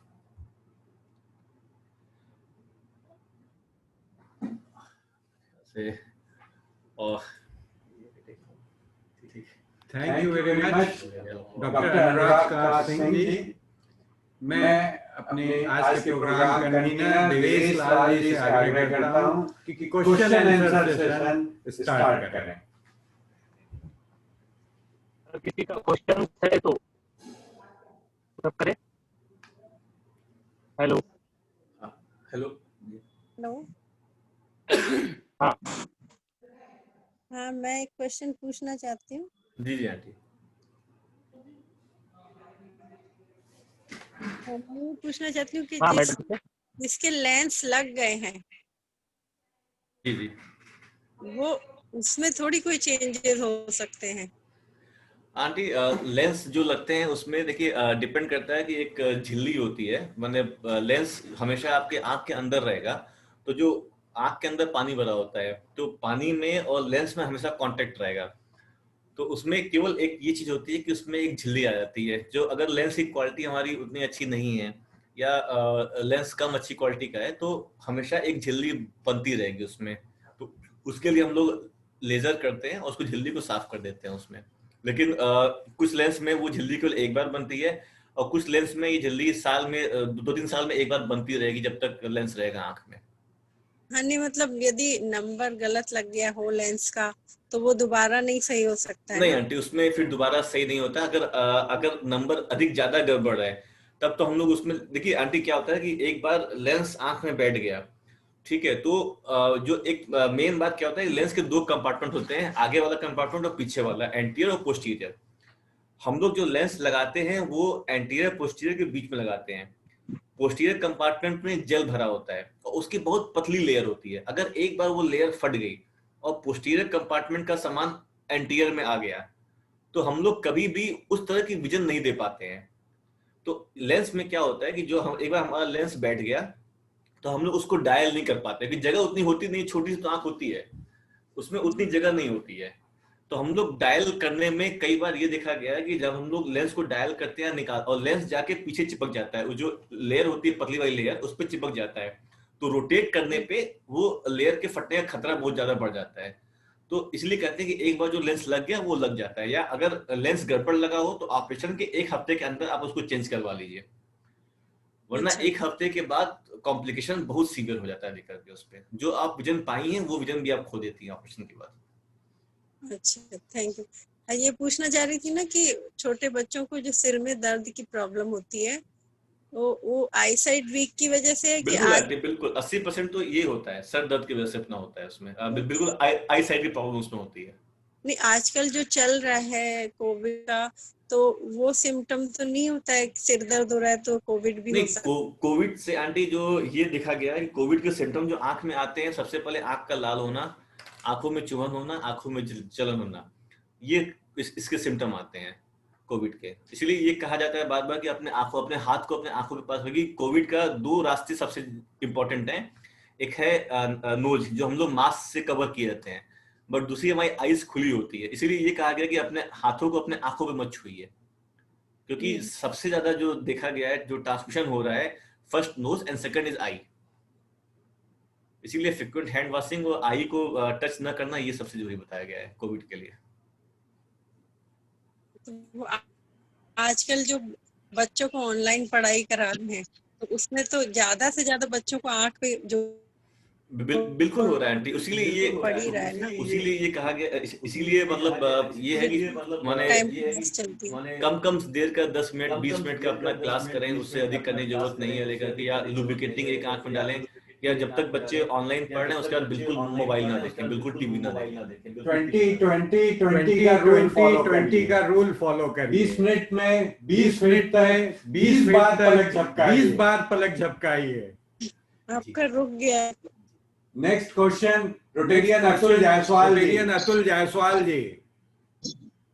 डॉक्टर, मेरा क्वेश्चन ये था कि आजकल सबसे बड़ी प्रॉब्लम है जो बच्चे आजकल ऑनलाइन क्लासेस कर रहे हैं, ऑनलाइन क्लास कर रहे हैं कि वीडियो खेल रहे हैं, ये हम लोग को नहीं पता चल रहा, उसका मिसयूज ज्यादा हो रहा हमको लग रहा है। तो क्या हम प्रिकॉशन लें और कौन सा ऐसा टेस्ट कराएं कि हम लोग को कुछ पता चल जाए बच्चों को लेके, आँख की कंडीशन क्या है।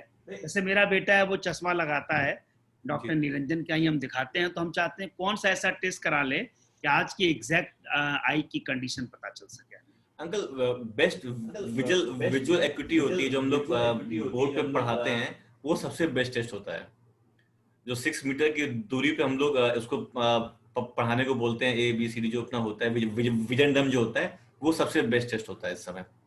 वो तो आई साइट के लिए टेस्ट करते हैं ना, वही बेस्ट टेस्ट होता है अंकल। उसी से हम लोग, ये सबसे बेसिक टेस्ट होता है आई का, कि विजन कितनी है वो हम लोग उसी से मालूम कर पाते हैं। नहीं, जैसे चश्मा तो बच्चे लगा ही रहे हैं ज्यादातर बच्चे, आज के हिसाब में हम क्या प्रिकॉशन ले और क्या टेस्ट कराएं? अंकल, प्रिकॉशन बस ये लेना है कि जो मैंने बताया, जो दूरी होनी चाहिए, मोबाइल के बजाय लैपटॉप से इसको कराइए, 45 सेंटीमीटर की दूरी पे रखिए। जब भी बच्चे मोबाइल देखें या लैपटॉप देखें, बस केवल हाफ एन आवर 1 आवर, उसके बाद बिल्कुल नहीं कराएं। चाहे बच्चे कितना भी रोएं, मोबाइल तो मैंने बंद करना ही पड़ेगा, उसके बहुत ज्यादा साइड इफेक्ट उसमें आ रहे हैं निकल के। और विजन टेस्ट करने के लिए सबसे जरूरी बस यही है कि एक बार जो हम लोग 6 मीटर की दूरी पे आई टेस्ट करवाते हैं, वही टेस्ट सबसे कंपलसरी होता है। Thank you doctor, thank you. Next question Aatish Agarwal. Thank you sir. Sir ये पूछना था, फूडिंग्स के लिए भी कहते हैं कि कुछ चीजें हैं जो खाने में हम लोग चेंज करें तो उससे बच्चों के या हम लोग म्यूट हो गए। आतिश जी, आतिश म्यूट हो गए हैं, अनम्यूट करिए। वो क्या ऐसा खाने में यूज किया जाए जो कि खाने, मतलब जैसे अभी लोग कहते हैं फूडिंग चेंज करने से या इस टाइप की कुछ चीजें होती है जो कि खाने से या वॉक करने से, क्या ऐसी एक्टिविटी करें जिससे कि वो चीजें हम लोगों की आई साइट और अच्छी हो?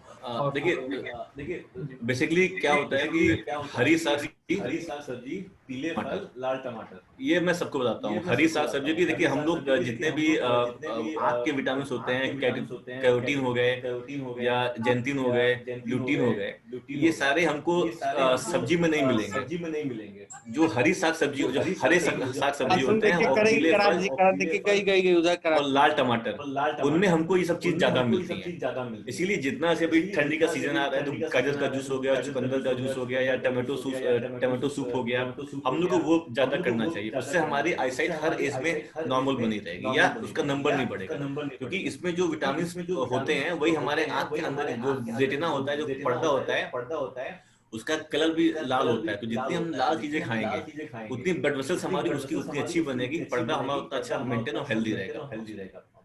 और बेसिकली ये चीज अपनी होती है कि आजकल एक ग्लास आती है ब्लू कट ग्लास करके, जो ब्लू हार्मफुल रेज को जो काट देती है। जो ब्लू लाइट होती है वो रेटिना के लिए बहुत हार्मफुल होती है, वो सीधे जाके पिगमेंट को डैमेज करती है। एक बार पिगमेंट डैमेज हो गया तो धीमे धीमे हमारे आईसाइट बढ़ती रहती है। तो हमें जैसे बच्चे हैं, जैसे कुछ ग्लासेस किज़ोल जैसे एक ग्लास आती है, थोड़ी सी महंगी होती है, बट ये है कि उसके इफेक्ट काफी अच्छे होते हैं। जो भी रेज उसमें आती है तो वो उसको काट देते हैं अपना।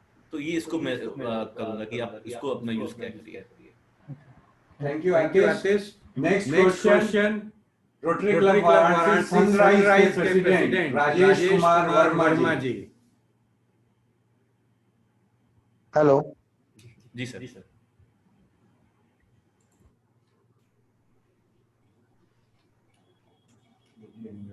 सर अनम्यूट करिए अपने आप को। सर अनम्यूट करिए प्लीज। हेलो। हेलो जी सर बताइए। मैं आपसे पहले भी मैं आपसे मिल चुका हूँ। मैंने अपने आँख के बारे में आपसे आपके क्लिनिक में गया था, बल्कि वहीं पर मेरी बात आपसे हुई थी। मैं सिर्फ इंट्रोडक्शन के तौर पे मैं बता रहा हूँ। आप इंडस्ट्रियल स्टेट में जहाँ पे जन सेवा केंद्र में आते हैं, वो हम लोगों के प्रयास से ही वहाँ पे आप लोगों को सेवा केंद्र मिला हुआ है इंडस्ट्रियल स्टेट में। मेरा क्वेश्चन ये है कि मेरी मिसेज को अभी ठीक 1 महीना हुआ, 1 महीना 1 दिन 2 दिन हुआ, वो आंख में खून आ गया। वो मेरे अपने लोगों तो पता नहीं चला, तो ये था कि नंबर कम, आंख की जांच करा ले, शायद नंबर का जो है गड़बड़ चल रहा है, दिखाई नहीं दे रहा है। तो तब डॉक्टर क्या वो आंख जांच कराने के लिए गए कि हमारा चश्मे का नंबर सही नहीं है, मेरे को नंबर आप दीजिए। तो नंबर उसने देखने के बाद उसने कहा ऐसा है कि इसमें कुछ दिक्कतें हैं, आप, उन्होंने रेफर किया कि फला डॉक्टर को जाके दिखा दीजिए। तो सेकेंड डे मिसेज हमारी गई, उन डॉक्टर को दिखाई, तो उन डॉक्टर ने कहा वो आपके पर्दे में खून आ गया है। तो अब उसका ट्रीटमेंट डॉक्टर अतुल कर रहे हैं, और जो आपने जैसे बताया ना कि 8,000, 16,000, 32,000 वाला इंजेक्शन, तो वही इंजेक्शन जो है 16,000 वाला इंजेक्शन चल रहा है। एक इंजेक्शन लग चुका है और दूसरा इंजेक्शन कल डेट है लगाने का। ये इंजेक्शन, मैं ये जानना चाह रहा था कि ये इंजेक्शन कितने लगने होंगे? अच्छा, हेलो, हाँ जी जी अंकल, वो इंजेक्शन आखिर कितने लगने होंगे? जी, उसमें अंकल ये पहले के बाद हम लोग एक ओसीटी करवाते हैं। उस ओसीटी में हम लोग देखते हैं कि खून कितना कम हुआ। अगर खून कम हो रहा है तो हम लोग एक इंजेक्शन और लगाते हैं। मतलब इसके 3 डोज होते हैं। इसके जो इंजेक्शन लगने होते हैं, इसके 3 डोज होते हैं। अगर पहले इंजेक्शन से खून कम हुआ तो हम लोग सेकेंड डोज लगाते हैं और फिर थर्ड डोज लगाते हैं। और मैक्सिमम तो इसको हम लोग इसको मैक्सिमम 6 डोज इसको हम लोग दे सकते हैं, लेकिन 3 तक कहा गया है कि 3 डोज इसका तो देना ही चाहिए। और उसके बाद फिर रिस्पांस चेक करके तब उसको आगे बढ़ाना चाहिए लेकर के। अच्छा, इसके साथ साथ वो लेजर भी कर रहे हैं? जी, लेजर भी इसके लिए लेजर भी करते हैं, क्योंकि खून में आप एंटी डायबिटिक होंगी। हाँ, डायबिटिक है, लेकिन डॉक्टर साहब मैंने सारे, जब ये चीजें हुई, जब मालूम हुआ, तो हमने सारे टेस्ट करवाए डायबिटिक से संबंधित, सभी कुछ नॉर्मल था। इवन सभी कुछ नॉर्मल था, कभी भी कुछ भी ऐसा नहीं मिला कि जिससे ये कहा जा सके कि डायबिटिक होने की वजह से हुआ हो ये। नहीं, अगर डायबिटिक है कि नहीं आंटी इस समय? है डायबिटिक, कंट्रोल डायबिटिक है अंकल। देखिए, कंट्रोल डायबिटिक होना ही मतलब हुआ कि जो ब्लड वेसल्स होती हैं वो अपने आप कमजोर हो जाती हैं, चाहे कंट्रोल हो चाहे अनकंट्रोल हो। अनकंट्रोल में ये जल्दी से होती हैं, कंट्रोल में ये कुछ समय के बाद होती हैं अपने उसमें। तो लेजर जो हम लोग करते हैं, लेजर में हम लोग सील करते हैं, जहां से ब्लड आ रहा है हम लोग उस एरिया को सील करते हैं। और जो इंजेक्शन देते हैं, इंजेक्शन हम लोग इसलिए देते हैं कि जो खून आ चुका है वो अपना एब्जॉर्ब हो जाए या अगला खून ना आए उसमें लेकर के। तो मतलब मिनिमम 3 इंजेक्शन मेरे को लगवाना ही पड़ेगा, मिनिमम 3 इंजेक्शन आपको लगवाना पड़ेगा, तभी उसका पूरा असर। और ये जो लेजर जो लेजर की प्रक्रिया कर रहे हैं वो भी कह रहे हैं 3 से 4? हाँ, वो भी 3 2 सीटिंग हो चुकी है। 2 सीटिंग हो सके, 2 सीटिंग और होगा, 4 सीटिंग में हम लोग पूरा अपना करते हैं उसमें। अच्छा, मतलब हमको 4 सीटिंग लेजर की करानी ही पड़ेगी, इंजेक्शन कम से कम 3 लेना ही होगा। जी, आपने कहीं पर्दा चेक कराया था आंटी का इससे पहले? आपने कहीं फंडस चेक कराया था? मोतियाबिंद का ऑपरेशन नहीं हुआ। नहीं, ये नहीं बोले अंकल। कभी फंडस में चेक कराया था जिसपे खून आया हुआ है? आपने कभी चेक नहीं किया था फंडस का? नहीं। इसलिए मैं कहता कि डायबिटिक में ये कहा गया हमेशा कि जब भी अगर आपको डायबिटिक डायग्नोस हो रही हो, साल में एक बार पर्दा जरूर चेक कराइए, क्योंकि हम लोग इस चीज को पहले ही रोक सकते हैं लेकर के। अच्छा, अच्छा, ठीक है sir, thank you Rajesh ji. Next question के लिए डॉक्टर अनुराग जी, हाँ जी, दीपक जी क्वेश्चन रेज करिए। दीपक अस्थाना जी क्वेश्चन रेज करिए। जी। हाँ सर। अनुराग जी, एक चीज ये पूछना था कि जैसे हम कभी कभी आईटोन डालते हैं आंख में, तो वो डालना चाहिए कि नहीं डालना चाहिए? आईटोन एक आप कह सकते हैं कि आईटोन नॉर्मल लुब्रिकेटिंग तो नहीं है, लेकिन उसमें लोग होम्योपैथिक आयुर्वेदिक अपने लोग दवा उसमें यूज करते हैं। उसको मुझे ज्यादा उसका एक्सपीरियंस नहीं है, लेकिन हम उसे अवॉइड करना चाहिए। लेकिन जो भी चीज साइंटिफिकली प्रूफ नहीं है या जिसपे रिसर्च नहीं हुई है या जो FDA अप्रूव नहीं है, हमें उसको यूज करने से अवॉइड करना चाहिए। अच्छा, तो नॉर्मली जैसे कोई परेशानी नहीं है, फिर भी आंख में कुछ दवा वगैरह डालनी चाहिए कि नहीं डालनी चाहिए? दवा डालेंगे जब कोई दिक्कत नहीं है, क्यों दवा डालेंगे? भाई हर चीज का अपना साइड इफेक्ट होता है। जैसे धूल धक्कड़ से आते हैं, इस तरीके हैं, तो एक क्लीनिंग के लिए कुछ ऐसा डालना चाहिए हम लोग को महीने में एक आप अपनी आंख धो लीजिए ठंडे पानी से, वो सबसे बेस्ट होता है। आप जो भी चीज यूज करोगे उसका कुछ ना कुछ तो साइड इफेक्ट होगा ही होगा ना। अच्छा, देखिए कोई भी चीज होती है बिना उसको जरूरत के नहीं यूज करना चाहिए, या बिना जुडिशियल के उसको यूज नहीं करना चाहिए। अगर यूज करना भी है तो आप एक सिंपल लुब्रिकेटिंग आती है, आप उसको यूज कर लो, जो FDA अप्रूव है या जो टेस्टेड है, जो गारंटीड है, या जिसके बारे में कुछ दिया हुआ है लिटरेचर में, हम लोग को वो यूज करना चाहिए। अच्छा, एक बाबा रामदेव का एक आया था पतंजलि का दृष्टि, एक पेशेंट ने वो डाला, उसकी पूरी आंख जो काली पुतली फट गई उसकी। तो ये सब चीजें हम लोग को थोड़ा अवॉइड करना चाहिए। आईटोन जो एलोपैथिक का है, ये तो आईटोन से कोई अब तक मैंने साइड इफेक्ट नहीं देखा, लेकिन उसका मैंने कोई फायदा भी नहीं देखा उसका अब तक। अच्छा, नहीं जैसे शुरू में डालते थे जब, तो आंख में थोड़ी सी आंख में लगता था, लेकिन जब 3-4 बार 5 बार डालने के बाद तो फिर जैसे हफ्ते में 1 या 10 दिन पे एक बार डालते हैं, तो फिर बाद में वो एकदम नॉर्मल सा लगता है। देखिए एक चीज बता दूं, आई में एक ये कॉन्सेप्ट है, जब भी हम कोई भी आई ड्रॉप खोलते हैं, अगर हमने कोई नई आई ड्रॉप खरीदी, उसका ढक्कन खोला, ढक्कन खोलने के 1 महीने बाद वो दवा खराब हो जाती है। ठीक है, हम लोग दवा स्टोर करके रखते हैं उसको, लेकिन बस ये ध्यान रखिए, जैसे आपने कोई दवा ली, आपने उसका ढक्कन कैप खोल दिया एक बार, तो हर दवा 1 महीने बाद खराब हो जाती है। तो बेसिकली हमें उसको डिस्कार्ड कर देना चाहिए। आप कोई भी दवा डालिए, आईटोन ही डालिए, लेकिन आप उसको 1 महीने से अधिक यूज मत करिए। 1 महीने बाद आप उसको चाहिए, उसमें जैसे ही 1 महीना क्रॉस होता है, जो उसके प्रिजर्वेटिव होते हैं वो डिसइंटीग्रेट होना स्टार्ट कर देते हैं, और कई बार उसमें इन्फेक्शन, जो बैक्टीरिया होते हैं, जो वायरस में कल्टीवेट करना स्टार्ट कर देते हैं। तो हमें उसको अवॉइड करना चाहिए। ढक्कन खोल के 1 महीने बाद हम उसको डिस्कार्ड कर देना चाहिए। Thank you Deepak ji. Next question के लिए श्याम जी रस्तोगी। डॉक्टर साहब नमस्कार। नमस्ते। नमस्ते। मेरा ये कहना है कि जैसे कि हम स्क्रीन यूज कर रहे हैं लैपटॉप का, मोबाइल का, तो कोई ऐसा स्क्रीन गार्ड है जो कि आंख के लिए प्रोटेक्ट करे? अंकल ऐसा कोई जो मैंने आपको बताया था, एक ब्लू कट ग्लास आता है, वो काफी अच्छा कर रहा है। ब्लू कट ग्लास और एक सिंपल सी लुब्रिकेटिंग और रूल ऑफ 20, ये तीनों चीज मिला करके आपकी आईज को काफी सेफ रखेगा।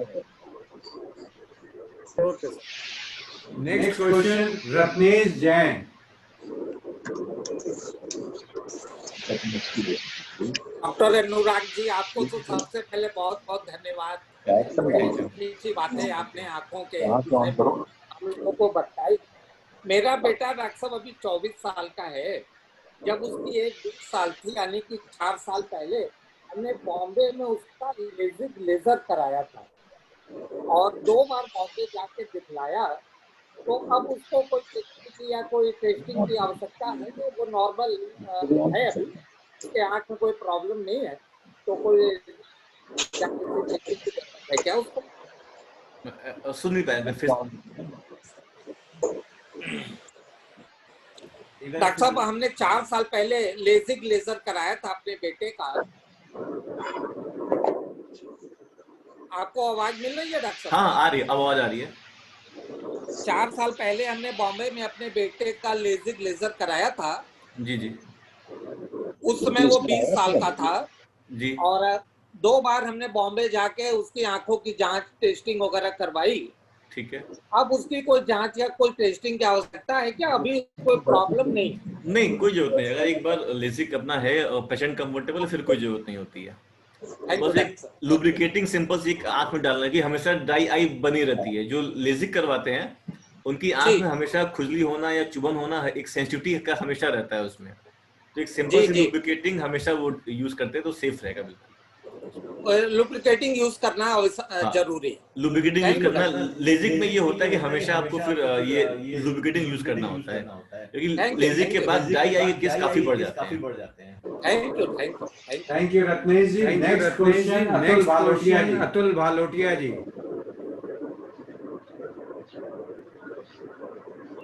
हेलो डॉक्टर साहब, गुड इवनिंग डॉक्टर साहब।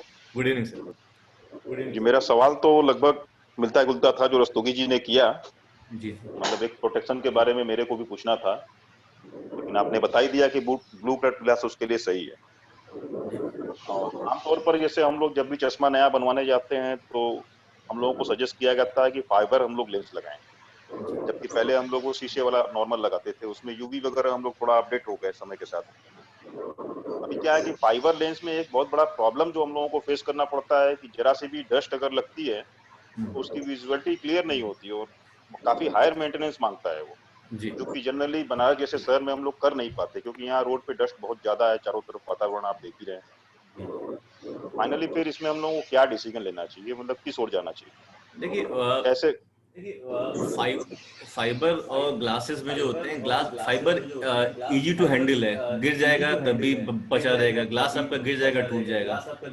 फाइबर में ये होता है कि उसमें बस स्केच आते हैं और हमें स्केच करने के लिए हम लोग उसमें थोड़ी हम लोग की हैबिट भी जिम्मेदार है, हम लोग किसी भी चीज से पूछ लेते हैं, कोई चीज मिल गया, कपड़ा मिल गया या टॉवल मिल गया, किसी पूछ लेते हैं। एक लिक्विड आता है उसके लिए, हमें वही लिक्विड यूज करना चाहिए। जो ग्लास क्लीन करने के लिए लिक्विड आता है और जो क्लॉथ दिया जाता है चश्मे के डिब्बे के साथ, हमें वही कपड़ा यूज करना है। मतलब आपके कहने का मतलब है फाइबर ही लगाना चाहिए, फाइबर बेटर है, उसको थोड़ा मेंटेन कर लिया जाए। हाँ, फाइबर थोड़ा सा अपना ये मेंटेन कर लेंगे तो ठीक रहेगा, उसमें फाइबर बेस्ट होता है। Okay, thank you Atul ji. Next question Sameer Gandhi.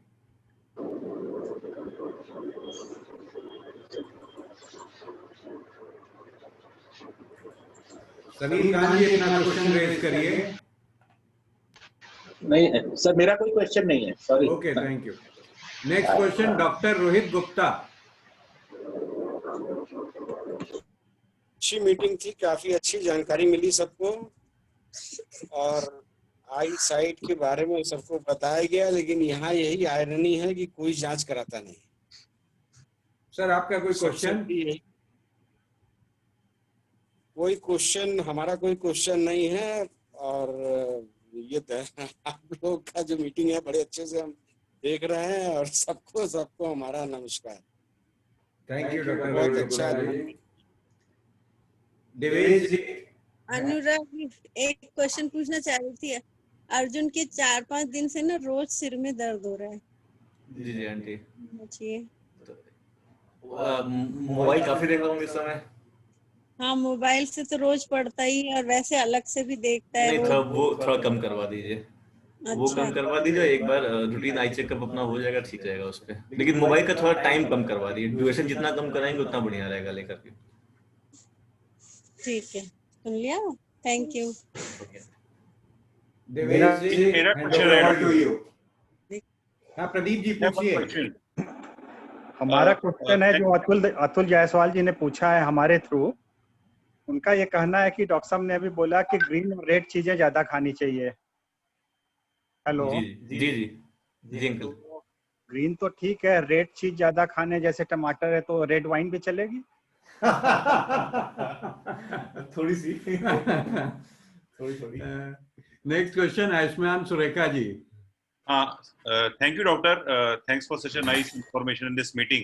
एक पूछना था, ये जो ब्लू रेस की बात करें, ब्लू ग्लासेस जो, तो ये कैसे सर्टिफाई करें कि जो हम ग्लासेस पहन रहे हैं वो कहते हैं कि ये ब्लू कोटिंग है, तो ये जो लाइट पड़ती है उस पे जो ब्लू दिखता है उसी से वो पता चलेगा कि वो ब्लू कोटेड है?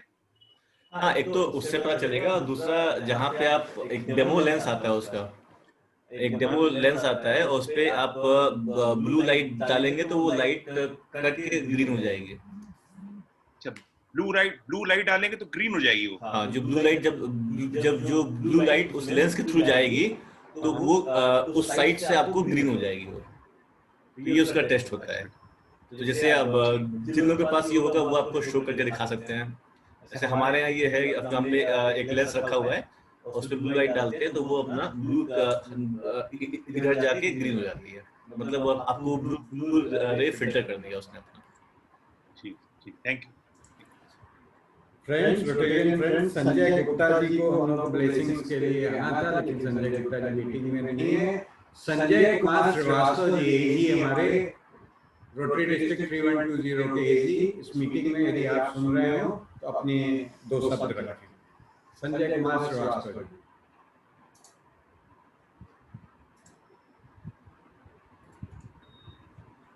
लगता है संजय जी भी अवेलेबल नहीं है।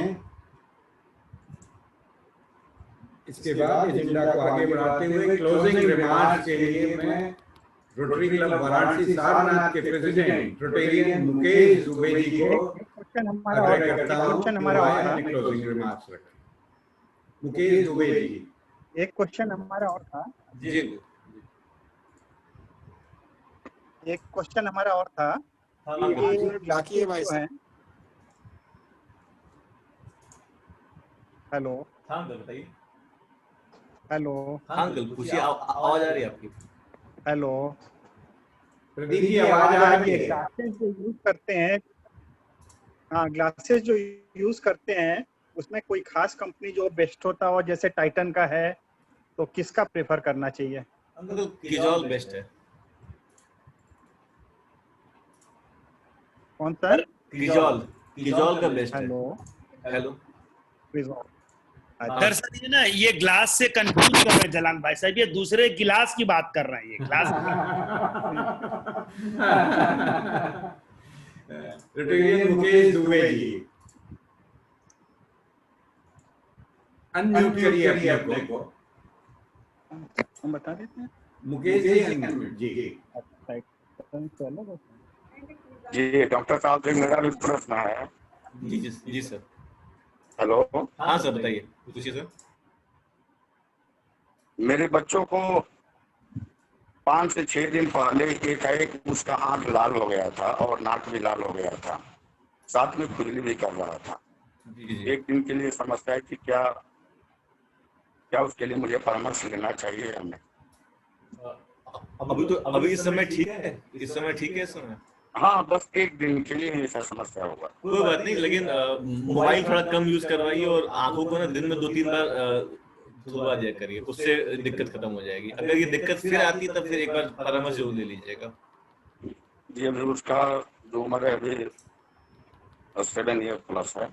जी लेकिन एक बार ना आई टेस्ट करवा लेनी चाहिए। जैसे मैं बताया कि 5 से लेकर 12 ईयर की जो एज होती है वो काफी इंपॉर्टेंट एज ग्रुप होती है। और मुझे अपने लिए भी प्रश्न, आगे डायबिटीज वाले को साल में क्या क्या जांच करानी चाहिए? देखिए डायबिटिक को साल में एक बार हार्ट की जांच, किडनी की जांच और आई टेस्ट, फंडस, 3 जांच तो जरूर करवानी चाहिए। जी क्योंकि डायबिटिक इन्हीं 3 ऑर्गन को सबसे ज्यादा खराब करता है, किडनी, हार्ट और आई। इनकी जांच साल में एक बार बहुत जरूरी होती है। बहुत बहुत धन्यवाद आपका डॉक्टर साहब। Thank you sir. जो आपने इतनी अच्छी जानकारी हम सभी को ये आंखों के बारे में बताई, मैं जितनी तारीफ करूं उतनी कम है। और आशा है कि हम सभी लोग इससे लाभान्वित होंगे। और आपसे अंत में यही अनुरोध है कि आप समय समय पे हम लोग का जरूर मार्गदर्शन करते रहेंगे। मैं अपनी बात को यहीं विराम करता हूँ। जय रोटरी, जय Bharat. Thank you Mukesh ji. Friends, आज यंग डॉक्टर अनुराग सिंह जी ने हम लोगों को इतने अच्छे से, इतने डिटेल में सारी चीजें समझाई। हम लोग आईपीएल तो देखते हैं, इन्होंने बता दिया आईपीसीएल की एक टेक्नोलॉजी आ गई है, क्रिकेट पे इन्होंने जोड़ दिया, 2020 का हम लोगों को इन्होंने आज एक सिद्धांत दिया। और सबसे बड़ी बात हम लोगों को ये बताया कि अभी से अवेयर होइए, आपको ग्लूकोमा तक की स्टेज पे नहीं जाना पड़ेगा। हम बच्चों की कैसे केयर करें बहुत डिटेल में बताया। आपका तहे दिल से बहुत बहुत शुक्रिया, बहुत बहुत धन्यवाद। फ्रेंड्स, आई एक ऐसा मेडिकल साइंस में ऐसा फील्ड है जिसमें कि टेक्नोलॉजी बहुत तेजी से चेंज हो रही है और हमें नए यंग डॉक्टर्स की बहुत ज्यादा जरूरत है। वो इसलिए क्योंकि नए लोग, यंग लोग टेक्नोलॉजी से हम लोगों की एज से ज्यादा अपडेटेड हैं, ज्यादा बेटर तरीके से मशीनरी का यूज कर रहे हैं, उनको लेटेस्ट टेक्नोलॉजी पता है और तरह तरह से वो हमारा ट्रीटमेंट कर सकते हैं। आई के फील्ड में विशेष करके टेक्नोलॉजी का बहुत बड़ा योगदान है। डॉक्टर अनुराग कुमार सिंह जी का थैंक यू वेरी मच। बहुत डिटेल में, बहुत पेशेंस के साथ आपने बताया, और न सिर्फ बताया बल्कि सबके क्वेश्चन आंसर सेशन में पूरी तल्लीनता के संग जवाब दिया। आपको एक बार बहुत बहुत आभार। मैं ऑफिशियल वोट ऑफ थैंक्स के लिए रोटरी क्लब वाराणसी साउथ के प्रेसिडेंट दीपक अस्थाना जी और साथ ही साथ रोटरी डिस्ट्रिक्ट 3120 के डिस्ट्रिक्ट सेक्रेटरी दीपक अस्थाना जी, साथ ही साथ नगर निगम वाराणसी और रोटरी डिस्ट्रिक्ट 3120 के ब्रांड एम्बेसडर दीपक अस्थाना जी, जहां नाम लो दीपक अस्थाना जी ही समझ में आते हैं, सुनाई देते हैं। हम आपको बुलाते हैं, आपका आभार करते हैं, आपसे कहेंगे कि क्लोजिंग रिमार्क्स भी आप ही दें और वोट ऑफ थैंक्स भी आप दें। थैंक यू भैया। आवाज आ रही है? जी आ रही है। अच्छा, बहुत बहुत धन्यवाद सतीश भैया। आज के इस महत्वपूर्ण कार्यक्रम के मुख्य वक्ता डॉक्टर अनुराग जी का हम सभी 6 क्लबों के अध्यक्षों, सचिव एवं मेंबरों के तरफ से एवं डिस्ट्रिक्ट की तरफ से आपका सहृदय आभार एवं अभिनंदन करते हैं।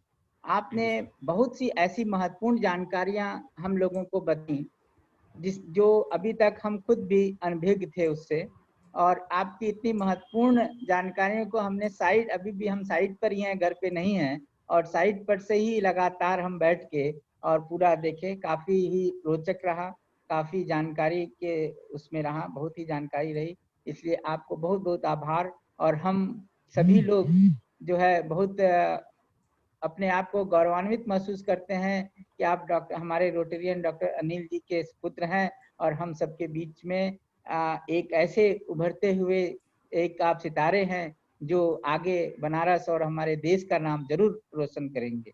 धन्यवाद। आज हमारे बीच असिस्टेंट गवर्नर संजय श्रीवास्तव जी और असिस्टेंट गवर्नर संजय गुप्ता जी उपस्थित रहे। आपका भी सहृदय आभार एवं अभिनंदन। आज जो यह कार्यक्रम हो रहा है, इसके सूत्रधार और कई एक कार्यक्रम ऐसे हो चुके हैं, उसके भी सूत्रधार हम सबके प्रिय सतीश भैया जी का एक विशेष तौर से आभार व्यक्त करते हैं कि आप इतनी सुचारू रूप से मीटिंग का आयोजन करते हैं और कहीं से कोई विघ्न नहीं होता है, और बहुत ही सरल तरीके से सब लोग इसका आनंद लेते हैं। साथ ही साथ रोटरी नाट के सचिव सुरेश भैया जी का भी हम आभार प्रकट करते हैं।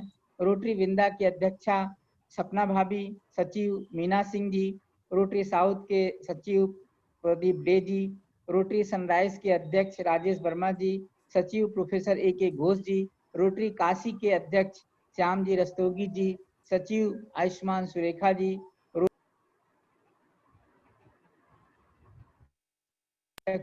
मुकेश दुबे जी, सचिव उमा श्रीवास्तव जी, आप सभी के सहयोग से ही यह मीटिंग इतनी महत्वपूर्ण और एवं सफल हो सकी।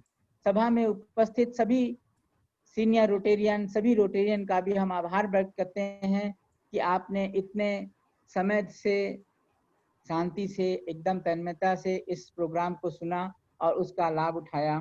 आप सभी का साधुवाद, सभी को साधुवाद, दिल से आभार। जय रोटरी, जय Bharat. Over to Satish. Rotarian Deepak Asthana ji.